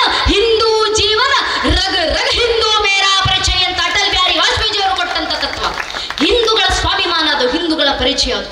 ಆ ಸ್ವಾಭಿಮಾನ ನಮ್ಮಲ್ಲಿ ಬರಲಿ. ನಾವು ಧರ್ಮದ ಕೆಲಸಕ್ಕೆ ಮುಂದಾಗೋಣ. ಏನು ಮಾಡ್ತೀವಿ ಅಲ್ಲೋ ಧರ್ಮಕ್ಕೋಸ್ಕರ ಮನೆಯಲ್ಲಿರುವಂತ ಮಕ್ಕಳನ್ನ ಧರ್ಮಕ್ಕೆ ತಯಾರು ಮಾಡೋಣ. ಆ ಮನೆಯ ಮಕ್ಕಳನ್ನ ನೈಜ ಹಿಂದುವಾಗಿ ಬೆಳೆಸುವಂತ ಕೆಲಸ ಮಾಡೋಣ. ಆ ಕೆಲಸ ಮಾಡ್ತಾ ಮುಂದಿನ ಕಾರ್ಯ ಯಾವುದು ಧರ್ಮದಲ್ಲಿರುವಂತ ಹಿಂದೂಗಳದ್ದು? ಧರ್ಮ ಕಾರ್ಯ ಅಂತ ನಮ್ಮ ಪೂರ್ವಿಕರು ರಾಮರ ಕಾರ್ಯ ಸಾಕಾರಗೊಳಿಸಿದ್ರು. ಮುಂದೆ ಸಂಘಟನೆ ಹಿರಿಯರು ಕರೆ ಕೊಟ್ಟಿದ್ದಾರೆ. ಅಯೋಧ್ಯ ತೋ ಅಭಿ ಜಾಕಿ ಹೇ, ಮಥುರಾ ಕಾಶಿ ಬಾಕಿ ಹೇ. ರಾಮ ಮಂದಿರ ವಾಪಸ್ ತಗೊಂಡಿದ್ದೀವಿ. ಮುಂದೆ ಸಂವಿಧಾನದ ಅಡಿನಲ್ಲೇ ಶ್ರೀಕೃಷ್ಣ ಪರಮಾತ್ಮನ ಜನ್ಮಭೂಮಿ ಮಥುರಾ ಮಂದಿರವನ್ನು ಕೂಡ ವಾಪಸ್ ತಗೊಳ್ತೀವಿ. ಕಾಶಿ ವಿಶ್ವನಾಥರ ಮೂಲ ಮಂದಿರವನ್ನು ಸಂವಿಧಾನದ ಅಡಿಯಲ್ಲೇ ವಾಪಸ್ ತಗೊಳ್ತೀವಿ. ಈ ವಿಷಯ ಬಂದಾಗ ಅನೇಕರು ಪ್ರಶ್ನೆ ಮಾಡಿದ್ರು. ಈಗಲೂ ಕೂಡ ಮೊನ್ನೆ ಶ್ರೀ ವಿಷ್ಣು ಶಂಕರ್ ಜಿ ವಕೀಲರ ಹತ್ರ ಭೇಟಿಯಾದಾಗ ಮಾತಾಡ್ತಾ ಇರಬೇಕಾದ್ರೆ ಅವ್ರು ಹೇಳಿದಂತ ಮಾತು, ಕಾಶಿ ವಿಶ್ವನಾಥರ ಕೇಸನ್ನು ಕೋರ್ಟ್ನ ನಡೆಸ್ತಾ ಇರುವಂತವ್ರು ವಕೀಲರ ಜೊತೆ ಕೂತಾಗ ಅವ್ರು ಹೇಳಿದ್ರು. ಅವ್ರ ಹತ್ರ ಒಬ್ಬ ಪತ್ರಕರ್ತರ ಪ್ರಶ್ನೆ ಮಾಡಿದ್ರಂತೆ, ವಕೀಲರೇ ನೀವು ಹಿಂದೂಗಳು ಇಷ್ಟು ವರ್ಷ ರಾಮ ಮಂದಿರ ಬೇಕು ಅಂತ ಹೇಳ್ತಿದ್ರಿ, ಈಗ ಕೃಷ್ಣ ಮಂದಿರ ಬೇಕು ಅಂತ ಹೇಳ್ತೀರಾ, ಮುಂದೆ ಕಾಶಿ ವಿಶ್ವನಾಥರ ಮಂದಿರ ಬೇಕು ಅಂತ ಹೇಳ್ತೀರಾ. ಹೀಗೆ ಹೇಳ್ತಾ ಹೋದ್ರೆ ಸೀತಾರಾಮ್ ಗೋಯಲ್ ಅಂತ ಇತಿಹಾಸಕಾರರು ಸ್ಪಷ್ಟವಾಗಿ ಉಲ್ಲೇಖ ಮಾಡಿರುವ ಪ್ರಕಾರ ಭಾರತದಲ್ಲಿ ಮೊಘಲರು ನಾಶ ಮಾಡಿ ಹೋಗಿರುವಂತ 35,000 ಹಿಂದೂ ದೇವಸ್ಥಾನಗಳಿದ್ದಾವೆ. ಆ ಮೊಘಲರು ನಾಶ ಮಾಡುವ 35,000 ಹಿಂದೂ ದೇವಸ್ಥಾನಗಳನ್ನು ನೀವು ವಾಪಸ್ ತಗೊಳ್ತೀರಾ? ಸಾವರ್ಕರ್ ಅಂತ ಇತಿಹಾಸಕಾರರು 6 ಲೋರೆಸ್ ಬಾಕ್ಸ್ ಆಫ್ ಇಂಡಿಯನ್ ಹಿಸ್ಟ್ರಿ ಪುಸ್ತಕದಲ್ಲಿ ಬರೆದಿದ್ದಾರೆ. ಸೀತಾರಾಮ್ ಗೋಯಲ್ ಅಂತ ಇತಿಹಾಸಕಾರರು ಬರೀತಾರೆ. ತಾಜ್ ಮಹಲ್ ಕೂಡ ಅದು ಶಾಜಾನ್ ಕಟ್ಟಿಸಿದ ತಾಜ್ ಮಹಲ್ ಅಲ್ಲ, ಅಲ್ಲೊಂದು ಶಿವನ ದೇವಸ್ಥಾನ ಇತ್ತು. ಶಿವಲಿಂಗವನ್ನ ಮೋಸದಿಂದ ಭಗ್ನಗೊಳಿಸಿ ಅಲ್ಲೊಂದು ಗೋರಿ ಕಟ್ಕೊಂಡು ಶಾಜಾನ್ ತಾಜ್ ಮಹಲ್ ನಂದು ಅಂತ ಹೇಳ್ಕೊಂಡ ಅಂತ ಅನೇಕ ಇತಿಹಾಸಕಾರರು ಹೇಳ್ತಾರೆ. ಆಗಂತ ಆ ಇತಿಹಾಸಕಾರರು ದಾಖಲು ಮಾಡಿರುವಂತ ಪ್ರಕಾರ ನೀವು ಹಿಂದೂಗಳು ತಾಜ್ ಮಹಲ್ ಕೂಡ ಅದೊಂದು ಶಿವನ ಮಂದಿರ ಅಂತ ತಾಜ್ ಮಹಲ್ ವಾಪಸ್ ತಗೊಂಡ್ಬಿಡ್ತೀರಾ ಅಂತ ಪತ್ರಕರ್ತರ ಪ್ರಶ್ನೆ ಮಾಡಿದ್ರು. ಪತ್ರಕರ್ತರ ಈ ಪ್ರಶ್ನೆಗೆ ವಕೀಲರು ಉತ್ತರ ಕೊಟ್ಟಿದ್ರಂತೆ, ನೀವು ತಾಜ್ ಮಹಲ್ನ ಬಗ್ಗೆ ಈಗ ಮಾತಾಡ್ತಾ ಇದ್ದೀರಪ್ಪ, ನಾನು 2015ರಿಂದ ತಾಜ್ ಮಹಲ್ನ ಕೇಸನ್ನು ಕೋರ್ಟ್ನಲ್ಲಿ ನಡೆಸ್ತಾ ಇದ್ದೀನಿ. ಇನ್ನು ಕೆಲವು ವರ್ಷ ಅದು ತಾಜ್ ಮಹಲ್ ಶಾಜಾನ್ ಕಟ್ಟಿಸಿದ್ದಲ್ಲ, ಅಲ್ಲೊಂದು ಶಿವನ ದೇವಸ್ಥಾನ ಇತ್ತು, ಅದು ತೇಜೋ ಮಹಲ್, ಅದು ಕೂಡ ಹಿಂದೂಗಳ ಪಾಲಿಗೆ ಸೇರಿದು ಅಂತ ಸಂವಿಧಾನದ ಅಡಿನಲ್ಲೇ ತೇಜೋ ಮಹಲ್ ವಾಪಸ್ ತಗೊಳ್ಳುವಂತ ಕೆಲಸ ನಾವು ಮಾಡ್ಲಿಕ್ಕಿದ್ದೀವಿ ಅಂತ ವಿಷ್ಣು ಶಂಕರ್ ಜೈನ್ ಪೂಜನೀಯರು ವಕೀಲರು ಕೊಟ್ಟಂತ ಉತ್ತರ. ಆ ಉತ್ತರಗಳನ್ನ ಕೇಳಿದಾಗ ಹೆಮ್ಮೆ ಆಗುತ್ತೆ ನಮ್ಮ ನೆಚ್ಚಿನ ಬಂಧುಗಳೇ. ಕೊನೆಗೂ ನಮ್ಮ ಎಲ್ಲಾ ಧಾರ್ಮಿಕ ಕ್ಷೇತ್ರಗಳು ನಮ್ಮ ಬಳಿ ವಾಪಸ್ ಬರ್ತಿದ್ದಾವೆ. DG ಅವರು ಕೊಟ್ಟಂತ ಮಾತು, ಎದ್ದು ಕುಣಿಯಲಿ ಕರ್ಮ, ದೈವ ನಿದ್ರಿಸಲಿ, ಭವ್ಯಕ್ಕೆ ಹದ್ದಿಲ್ಲ, ಭವ್ಯಗೆ ಅದ್ಭುತಗಳು ಇರಿದಲ್ಲ, ಸಿದ್ಧನಿರು ಸಕಲ ಕಮ್ಮಂಕುತಿಮ್ಮ. ಯಾವುದೇ ಸಂದರ್ಭ ಇನ್ನೇನ್ ಧರ್ಮ ತೀರ್ಕೊಳ್ತು, ಧರ್ಮ ನಾಶದ ಅಂಚಿಗೆ ಬಂತು ಅನ್ನೋ ಪರಿಸ್ಥಿತಿ ಬಂದಾಗಲೂ ಧರ್ಮ ರಕ್ಷಣೆಗೆ ಯಾರೋ ಒಬ್ಬರು ಎದ್ದು ಬರ್ತಾರೆ. ಆ ಭವ್ಯಗಳಿಗೆ ಹತ್ತಿಲ್ಲಪ್ಪ, ಭಗವಂತ ಯಾವುದೋ ರೂಪದಲ್ಲಿ ಧರ್ಮ ರಕ್ಷಣೆ ಮಾಡ್ತಾರೆ. ಅವ್ರು ಕೊಟ್ಟಂತ ಮಾತು ಅಕ್ಷರಶಃ ನಿಜ, ಅದನ್ನ ನಾವೀ ಕಣ್ಣಾರೆ ನೋಡ್ತಿದ್ದೀವಿ. ಇನ್ನೇನ್ ಧರ್ಮ ನಾಶ ಆಯ್ತು ಅಂದಾಗ ಮತ್ತೊಮ್ಮೆ ಹಿಂದೂಗಳು ಜಾಗೃತರಾಗಿ ಬಂದಿ, ಅದು ರಾಮರ ಹೆಸರಲ್ಲಿ, ಮುಂದೆ ಕೃಷ್ಣನ ಹೆಸರಲ್ಲಿ ಜಾಗೃತರಾಗಿ ಬರಬೇಕು. ಕೃಷ್ಣನ ಕಾರ್ಯ ಅಂತೂ ಒಮ್ಮೆ ನಾವು ಕೃಷ್ಣನ ಹಾದಿನಲ್ಲಿ ನಡೆದ್ರೆ ಕೃಷ್ಣನದೇ ಭಜನಾ ಮಂದಿರ. ಕೃಷ್ಣರ ಹಾದಿನಲ್ಲಿ ನಡೆದಂತ ಒಬ್ಬೊಬ್ಬರಿಗೂ ಕೃಷ್ಣರೇ ಜಯವನ್ನು ತಂದು ಕೊಡ್ತಾರೆ. ಕೃಷ್ಣನ ಹಾದಿಯಲ್ಲಿ ನಾವು ಸಾಗಿದ್ರೆ ನಮ್ಮ ಧರ್ಮ ಕಾರ್ಯಕ್ಕೆ ಕೃಷ್ಣರೇ ಜಯವನ್ನು ತಂದು ಕೊಡ್ತಾರೆ. ಇದು ಕೃಷ್ಣರೇ ಕೊಟ್ಟಿರುವಂತ ಮಾತು. ಭಗವದ್ಗೀತೆ 9ನೇ ಅಧ್ಯಾಯದ 31ನೇ ಶ್ಲೋಕ ಕೃಷ್ಣ ಹೇಳ್ತಾರೆ, ಕೌಂತ್ಯ ಪ್ರತಿಜಾನಹಿ ನಮೇವತ್ತ ಪ್ರವಿಶತಿ. O son of Kunti, declare it boldly that the devotees of mine never perish.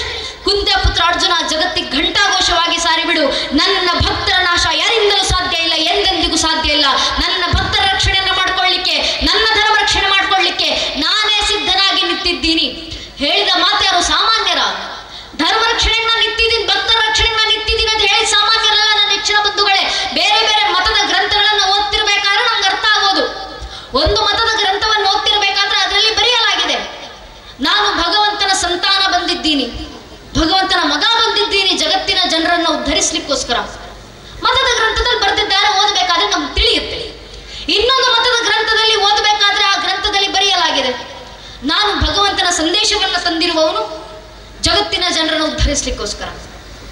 ಆದ್ರೆ ನನ್ನ ಧರ್ಮದಲ್ಲಿ ಯಾವುದೊಂದು ಅವತಾರ ಕೂಡ, ಭಗವಂತನ ಯಾರೊಬ್ಬ ಅವತಾರ ಕೂಡ ಭಗವಂತನ ಮಗ ನಾನು ಹೇಳಲಿಲ್ಲ, ಭಗವಂತನ ಸಂತಾನ ನಾನು ಹೇಳಲಿಲ್ಲ, ಭಗವಂತನ ಸಂದೇಶ ತಂದಿರುವವನು ನಾನು ಹೇಳಲಿಲ್ಲ.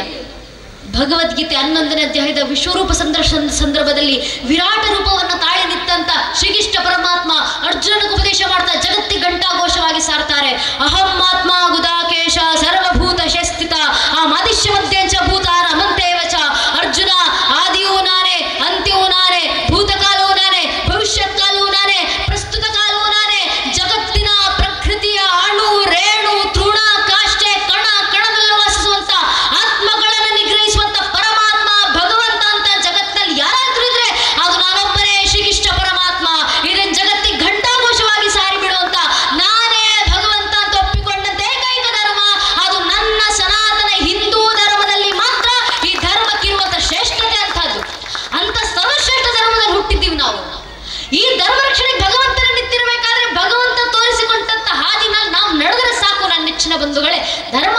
ತಂದುಕೊಡುವಂತ ಕೆಲಸ, ಧರ್ಮ ಕಾರ್ಯಕ್ಕೆ ಜಯ ತಂದುಕೊಡುವಂತ ಕೆಲಸ ಭಗವಂತನೇ ಮಾಡ್ತಾರೆ. ಭಾಗವತದಲ್ಲಿ ಕೃಷ್ಣ ಹೇಳಿದ್ದಾರೆ, ನನ್ನ ಭಕ್ತರಿಗೆ ಕೊಟ್ಟಂತ ಮಾತನ್ನು ನೆರವೇರಿಸ್ಲಿಕ್ಕೆ ನನ್ನಿಂದ ಆಗ್ಲಿಲ್ಲ ಅಂದ್ರೆ ನನ್ನ ಭುಜಗಳನ್ನ ಕಡಿದು ನನ್ನ ಭಕ್ತರ ಕೈಗಿಡ್ತೀನಿ ನಾನು ಅಂತ ಭಗವಂತ ಕೊಟ್ಟಿರುವಂತ ಮಾತು. ಅಂತ ದಯಾಮಯಿ ಭಗವಂತ, ಅಂತ ಸರ್ವಸ್ಥಿತನಾಗಿರುವಂತ ಭಗವಂತ, ಸರ್ವರೂಪಿ ಆಗಿರುವಂತ ಭಗವಂತನ ಕಾರ್ಯಕ್ಕೆ ನಾವು ಮುಂದಾಗೋಣ. ಕೊನೆಗೊಂದು ಮಾತು ನನ್ನ ನೆಚ್ಚಿನ ಬಂಧುಗಳೇ, ಕೃಷ್ಣರ ಕಾರ್ಯವನ್ನ ಮಾಡ್ಲಿಕ್ಕೆ ಮುಂದಾಗ್ತೀವಿ. ಹಿಂದೆ ನಮ್ಮ ಹಿರಿಯರು ಜಯಘೋಷ ಕೊಟ್ಟಿದ್ರು, ರಾಮಲಲ್ಲಾ ಮಾಯಂಗೆ ಮಂದಿರ ವಹಿ ಬನಾಯಂಗೆ. ಈಗ ನಮ್ಮ ತಲೆಮಾರು ಕರೆಯನ್ನು ಕೊಡಬೇಕು, ಕೃಷ್ಣಲಲ್ಲಾ ಮಾಯಂಗೆ ಮಾಖನ್ ವಹಿ ಚಡಾಯಂಗೆ. ಮಥುರಾಗೆ ಬರ್ತೀವಿ, ಸಂವಿಧಾನದ ಅಡಿನಲ್ಲೇ ಮಥುರಾ ಕೃಷ್ಣ ಜನ್ಮಭೂಮಿಯನ್ನು ವಾಪಸ್ ತಗೊಳ್ತೀವಿ. ಆ ಕಾರ್ಯಕ್ಕೂ ಪ್ರಶ್ನೆಗಳು ಬರ್ತಾವೆ. ಕೃಷ್ಣ ಮಂದಿರ ಬೇಕು, ಕೃಷ್ಣ ಜನ್ಮಭೂಮಿ ವಾಪಸ್ ಬೇಕು, ಸಂವಿಧಾನದ ಅಡಿನಲ್ಲ ಅಂತ ಹಿಂದೂಗಳು ಹೇಳ್ತೀರಾ. ಆದ್ರೆ ಕೃಷ್ಣರು ಅಲ್ಲೇ ಹುಟ್ಟಿರೋದಕ್ಕೆ ನಿಮ್ಮ ಹತ್ರ ಏನು ಸಾಕ್ಷಿ ಇದೆ? ಕೃಷ್ಣರ ಅಸ್ತಿತ್ವಕ್ಕೂ ಪ್ರಶ್ನೆ ಬಂದಾಗ ನಮ್ಮನೆ ಮಕ್ಕಳಲ್ಲಿ ಎಷ್ಟರ ಮಟ್ಟಿಗೆ ಕೃಷ್ಣರ ಭಕ್ತಿಯೂ ಬಂದಿರಬೇಕಂದ್ರೆ ಕೃಷ್ಣರ ಭಜನಾ ಮಂದಿರಕ್ಕೆ ಬರುವಂತ ಒಂದೊಂದು ಮಗು ಕೂಡ ಎದೆ ತಟ್ಕೊಂಡು ಹೇಳ್ಕೊಳ್ಬೇಕು, ಕೃಷ್ಣರ ಅಸ್ತಿತ್ವಕ್ಕೆ ಮಾತ್ರ ಅಲ್ಲಪ್ಪ, ರಾಮರ ವಂಶ ವೃಕ್ಷದಂತೆ ಶ್ರೀಕೃಷ್ಣ ಪರಮಾತ್ಮರ ವಂಶ ವೃಕ್ಷದ ಅಸ್ತಿತ್ವಕ್ಕೂ ಕೂಡ ನಾನು ಸಾಕ್ಷಿಯನ್ನು ಕೊಡಬಲ್ಲೆ. ನಮ್ಮ ಮಕ್ಕಳ ಬಾಯಿಂದ ಬರಬೇಕು ಶ್ರೀಕೃಷ್ಣ ಪರಮಾತ್ಮರ ಕೃಪೆಯಿಂದ, ಆಶೀರ್ವಾದದಿಂದ. ಮೊದಲಿಗೆ ಬಂದದ್ದು ಶ್ರೀ ವಿಷ್ಣು, ಶ್ರೀ ವಿಷ್ಣುವಿನ ಮಗ ಬ್ರಹ್ಮ, ಬ್ರಹ್ಮನ ಮಗ ಮರೀಚಿ, ಮರೀಚ ಮಗ ಕಶ್ಯಪ, ಕಶ್ಯಪನ ಮಗ ವೈವಾಸ್ವನ, ವೈವಾಸ್ವನ ಮಗ ಮನು, ಮನುವಿನ ಮಗ ಇಳನ ಮಗ ಪುರೂರವ, ಪುರೂರವನ ಮಗ ಅಯು, ಅಯುವಿನ ಮಗ ನಘೂಷ, ನಘೂಷನ ಮಗ ಯಯಾತಿ, ಯಯಾತಿಯ ಮಗ ನಾಭಾಗ, ನಾಭಾಗನ ಮಗ ಅಜ, ಅಜನ ಮಗ ಯದು, ಯದುವಿನ ಮಗ ಕ್ರೋಸ್ತು, ಕ್ರೋಸ್ತುವಿನ ಮಗ ಧ್ವಜೀವನ್, ಧ್ವಜೀವನ ಮಗ ಸ್ವಾತಿ, ಸ್ವಾತಿಯ ಮಗ ಋಷಂಕು, ಋಷಂಕುವಿನ ಮಗ ಚಿತ್ರರಥ, ಚಿತ್ರರಥನ ಮಗ ಶಶಿಬಿಂದು, ಶಶಿಬಿಂದುವಿನ ಮಗ ಪೃಥುಷಾರ, ಪೃಥುಷಾರನ ಮಗ ಪ್ರೀತ್ಯೋತ್ತಮ, ಪ್ರೀತ್ಯೋತ್ತಮನ ಮಗ ಉಷಾನು, ಉಷಾನ ಮಗ ಶಿತಾಪು, ಶಿತಾಪುವಿನ ಮಗ ರುಕುಮಕವಚ, ರುಕುಮಕವಚನ ಮಗ ಪಾರವೃತ, ಪಾರವೃತನ ಮಗ ಜ್ಞಾಮೋಗ, ಜ್ಞಾಮೋಗನ ಮಗ ವಿದ್ರಭ, ವಿದ್ರಭನ ಮಗ ಕ್ರೋತ್, ಕ್ರೋತ್ನ ಮಗ ಕುಂತಿ, ಕುಂತಿ ಮಗ ದೃಷ್ಟಿ, ದೃಷ್ಟಿ ಮಗ ನಿಧೃತಿ, ನಿಧೃತಿ ಮಗ ದಾಸಾಯಿ, ದಾಸನ ಮಗ ವ್ಯೋಮ, ವ್ಯೋಮನ ಮಗ ಜಿಮುತ, ಜಿಮುತನ ಮಗ ವಿಕೃತಿ, ವಿಕೃತಿ ಮಗ ಭೀಮರಥ್, ಭೀಮರಥನ ಮಗ ನವರಥ್, ನವರತ್ನ ಮಗ ದಶರಥ್, ದಶರಥನ ಮಗ ಶಾಕೂನಿ, ಶಾಕೂನಿ ಮಗ ಕರಂಭಿ, ಕರಂಭಿ ಮಗ ವಿದ್ವರಥ್, ವಿದ್ವರಥನ ಮಗ ಶೂರ,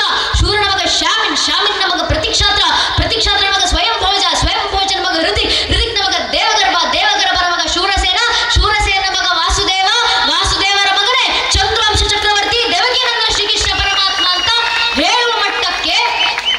ಹೇಳುವ ಮಟ್ಟಕ್ಕೆ ಮನೆಯ ಒಂದೊಂದು ಮಗುವಿನಲ್ಲೂ ಧರ್ಮ ಜಾಗೃತಿ ತರೋಣ.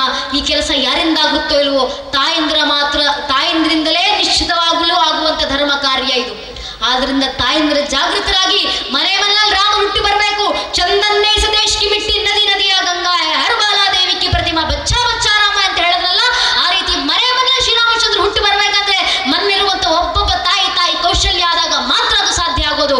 ಆದ್ರಿಂದ ತಾಯಿಂದ್ರು ಎಷ್ಟು ಜಾಗೃತಿ ಆಗಿದ್ದೀರೋ, ಈ ಸಮಯದಲ್ಲಿ ಧಾರ್ಮಿಕ ಸಭೆಯಲ್ಲಿ ಕೂತು ಹಿರಿಯರು ಹೇಳಿದಂತ ಮಾತು, ಪೂಜೆಯನ್ನು ಆಡಿದಂತ ದಿವ್ಯ ವಚನಗಳನ್ನ ಕೇಳಿಸ್ಲಿಕ್ಕೆ ನೀವು ಬರೋದಷ್ಟೇ ಅಲ್ಲದೆ ಮನೆಯ ಮಕ್ಕಳನ್ನು ಕರ್ಕೊಂಡ್ಬಂದು ಕುಟುಂಬ ಸಮೇತರಾಗಿ ಕಾರ್ಯಕ್ರಮದಲ್ಲಿ ಬಂದು ಕೂತಿದ್ದೀರಾ ಅಂದ್ರೆ ನಿಜವಾಗ್ಲೂ ಇರುವಂತ ತಾಯಿಂದ್ರಲ್ಲಿ ಧರ್ಮ ಜಾಗೃತಿ ನಿಶ್ಚಿತವಾಗುವುದಿದೆ. ಈ ಧರ್ಮ ಜಾಗೃತಿ ನಿಮ್ಮ ತಾಯಿಂದ್ರಿಂದ ಇನ್ನಷ್ಟು ಇದೇ ರೀತಿ ಉದ್ದೀಪನವಾಗುವಂತೆ ಕೃಷ್ಣರು ಕಾರ್ಯ ಮಾಡಿಸ್ಲಿ ಅಂತ ಹೇಳ್ತಾ, ಕೃಷ್ಣರು ಹೇಳಿದಂತ ಭಗವದ್ಗೀತೆ ಕೊನೆ ಸಾಲುಗಳು, ಭಗವದ್ಗೀತೆಯ ಕೊನೆಯ 18ನೇ ಅಧ್ಯಾಯದ ಕೊನೆಯ 78ನೇ ಶ್ಲೋಕ, ಯತ್ರ ಯೋಗೇಶ್ವರ ಕೃಷ್ಣ ಯತ್ರ ಪಾರ್ಥ ಧನುರ್ಧರ ತತ್ರ ಶಿವಿಜಾಭೂತಿ ಧ್ರುವಾನಿ ತಿರುಮತಿರ್ಮಮ. ಎಲ್ಲಿ ನಾನು ಯೋಗೇಶ್ವರ ಕೃಷ್ಣನಿರ್ತೀನೋ, ಎಲ್ಲಿ ನನ್ನನ್ನು ಪಾಲಿಸುವಂತ ನನ್ನ ಭಕ್ತರಿರ್ತಾರೋ ಅಲ್ಲೆಲ್ಲ ನಿಮ್ಮ ಧರ್ಮ ಕಾರ್ಯಕ್ಕೆ ಜಯವನ್ನು ತಂದುಕೊಡುವಂತ ಕೆಲಸ ನಾನೇ ಮಾಡ್ತೀನಿ ಅಂತ ಕೃಷ್ಣರೇ ಕೊಟ್ಟಿರುವಂತ ತತ್ವ. ಆ ತತ್ವವನ್ನು ಪಾಲಿಸ್ತಾ ಕೃಷ್ಣರ ಭಜನಾ ಮಂದಿರ ಇಲ್ಲಿ ಸ್ಥಾಪನೆ ಆಗಿದೆ. ಈ ಭಜನಾ ಮಂದಿರದಲ್ಲಿ ಭಜನೆ ಮಾಡಲಿಕ್ಕೆ ಬರುವಂತ ಎಲ್ಲ ಕೃಷ್ಣ ಭಕ್ತರ ಕೈಯಿಂದ ಮೂಲಕ ಮಥುರಾ ಕೃಷ್ಣ ಜನ್ಮಭೂಮಿಯ ಕಾರ್ಯವೂ ಕೂಡ ಶ್ರೀಕೃಷ್ಣರ ದಯೆಯಿಂದಲೇ ಸಾಕಾರಗೊಳ್ಳಿ. ಆ ಕೃಷ್ಣನ ಆಶೀರ್ವಾದವನ್ನ ನಮಗೆಲ್ಲರಿಗೂ ಮಾಡಲಿ ಅಂತ ತಮ್ಮಲ್ಲಿ ಕೇಳ್ಕೊಂತ, ನಮಗೆರಡು ಮಾತನಾಡಲಿಕ್ಕೆ ಅವಕಾಶ ಮಾಡಿಕೊಟ್ಟಂತ ಸಂಘಟನೆಯ ಸಮಿತಿಯ ಎಲ್ಲ ಹಿರಿಯರಿಗೆ, ವಿಶೇಷವಾಗಿ ನಮ್ಮ ಕಾರ್ಯಕರ್ತ ಅಣ್ಣಂದಿರಿಗೆ, ಊರಿನಲ್ಲಿ ಒಂದು ಧಾರ್ಮಿಕ ಸಭಾ ಕಾರ್ಯಕ್ರಮವನ್ನು ಆಯೋಜನೆ ಮಾಡಬೇಕಂದ್ರೆ ವಾರಗಟ್ಟಲೆ, ತಿಂಗಳ ಗಟ್ಟಲೆ ನಿದ್ದೆಯನ್ನ ಬಿಟ್ಟು, ಮನೆಯನ್ನ ಬಿಟ್ಟು, ಊಟವನ್ನ ಬಿಟ್ಟು, ಮನೆಯಲ್ಲಿ ಕೆಲಸ ಇಲ್ಲ ಅಂತ ಮನೆಯಲ್ಲಿ 108 ಕೆಲಸ ಇದ್ರು ಕೂಡ ಮನೆ ಕೆಲಸವನ್ನ ಬದಿಗೆ ಸರಿಸು ಬಂದು ಧರ್ಮ ಕಾರ್ಯ ಮಾಡ್ತಾ ಮೊದಲ ಧರ್ಮ ಜಾಗೃತಿ ಆಗಬೇಕು, ನಮ್ಮ ಊರಿನ ಜನರ ಜಾಗೃತಿ ಆಗಬೇಕು. ನಮ್ಮಲ್ಲಿ ಮನೆ ಹಿತ್ತಲಿರುವಂತ ಗೋಮಾತೆ ರಕ್ಷಣೆಗೆ, ನಮ್ಮ ಮನೆ ಮುಂದೆ ಇರುವಂತ ತುಳಸಿ ಕಟ್ಟೆ ರಕ್ಷಣೆಗೆ, ನಮ್ಮ ಮನೆಯಲ್ಲಿರುವಂತ ಹಿಂದೂ ಸಹೋದರಿಯರ ರಕ್ಷಣೆಗೋಸ್ಕರ ಇಡೀ ಯೌವನವನ್ನ, ಇಡೀ ಜೀವನವನ್ನ ಧರ್ಮಕ್ಕೋಸ್ಕರ ಮುಡಿಪಾಗಿಟ್ಟು ತಮ್ಮ ಕಾರ್ಯವನ್ನು ಕೂಡ ಬದಿಗೆ ಸರಿಸು ಬಂದು ಧರ್ಮ ಕಾರ್ಯ ಮಾಡ್ತಿರುವಂತ ಆ ಕಾರ್ಯಕರ್ತ ಅಣ್ಣಂದರಿಗೆ ನಾವು ಹಿಂದೂಗಳಾಗಿ ಏನ್ ಬೆಂಬಲ ಸೂಚಿಸ್ತೀವೋ ಇಲ್ವೋ, ದಯವಿಟ್ಟು ಎಲ್ಲಾದ್ರೂ ಹೆಗ್ಲ ಮೇಲೆ ಕೇಸರಿ ಶಲ್ಯ ಹಾಕೊಂಡು ಓಡಾಡ್ತಿರುವಂತ ಕಾರ್ಯಕರ್ತ ಅಣ್ಣಂದಿರು ಕಾಣಿಸಿದ್ರೆ ದಯವಿಟ್ಟು ಹಿರಿಯರು, ಗ್ರಾಮಸ್ಥರು ಆ ಕಾರ್ಯಕರ್ತ ಅಣ್ಣಂದಿರ ಹತ್ರ ಹೋಗಿ ಅವರ ಹೆಗಲನ್ನ ತಟ್ಟಿ ನಿನ್ನ ಮನೆ ಕೆಲಸ ಬಿಟ್ಟು ಬಂದು ಧರ್ಮದ ಕೆಲಸ ಮಾಡ್ತಿದ್ಯಲ್ಲಪ್ಪ, ಇಡೀ ಯವ್ವನ ಧರ್ಮಕ್ಕೆ ಮುಡಿಪಾಗಿಟ್ಟಿದ್ಯಲ್ಲ, ನಿನ್ನ ನೋಡಿದ್ರೆ ಹೆಮ್ಮೆ ಆಗುತ್ತೆ ಅಂತ ಆ ಕಾರ್ಯಕರ್ತರ ಹೆಗಲು ತಟ್ಟಿ ಶಬಾಷ್ ಅಂತ ಶ್ಲಾಘನೆ ಕೊಡಿ ಅಷ್ಟೇ. ಹಿಂದೂಗಳಾಗಿ ನಾವು ಹಿಂದೂ ಕಾರ್ಯಕರ್ತರಿಗೆ ಕಾರ್ಯಕರ್ತ ಅನ್ನೋದಕ್ಕೆ ಸಲ್ಲಿಸುವಂತ ಗೌರವ ಇದೆ. ಶಾಸ್ತ್ರಗಳ ಮಾತು ಧರ್ಮೋ ರಕ್ಷತಿ ರಕ್ಷಿತಃ, ಯಾರು ಧರ್ಮ ರಕ್ಷಣೆ ಮಾಡ್ತಾನೋ ಅವನ ರಕ್ಷಣೆಗೆ ಧರ್ಮವೇ ನಿಂತಿರುತ್ತೆ. ಆದ್ರಿಂದ ಧರ್ಮ ರಕ್ಷಣೆ ನಿಂತಿರುವಂತ ಕಾರ್ಯಕರ್ತ ಅಣ್ಣಂದಿರ ರಕ್ಷಣೆಗೆ ಆ ಕಾರ್ಯಕರ್ತ ಅಣ್ಣಂದಿರ ಬೆನ್ನೆಲುಬಾಗಿ ಬೆನ್ನಿಗೆ ನಾವೆಲ್ಲರೂ ನಿಲ್ಲೋಣ ಅವರ ಬೆಂಬಲವಾಗಿ ಅಂತ ತಮ್ಮ ಹತ್ರ ವಿನಂತಿಸ್ಕೊಳ್ತಾ, ಕಾರ್ಯಕರ್ತ ಅಣ್ಣಂದರಿಗೆ ವಿಶೇಷವಾಗಿ ಒಂದು ಕಾರ್ಯಕ್ರಮ ಅಷ್ಟೇ ಅಲ್ಲದೆ ವರ್ಷದಲ್ಲಿ 25 ಕಾರ್ಯಕ್ರಮಗಳನ್ನ ಮಾಡಿದ್ದಾರೆ.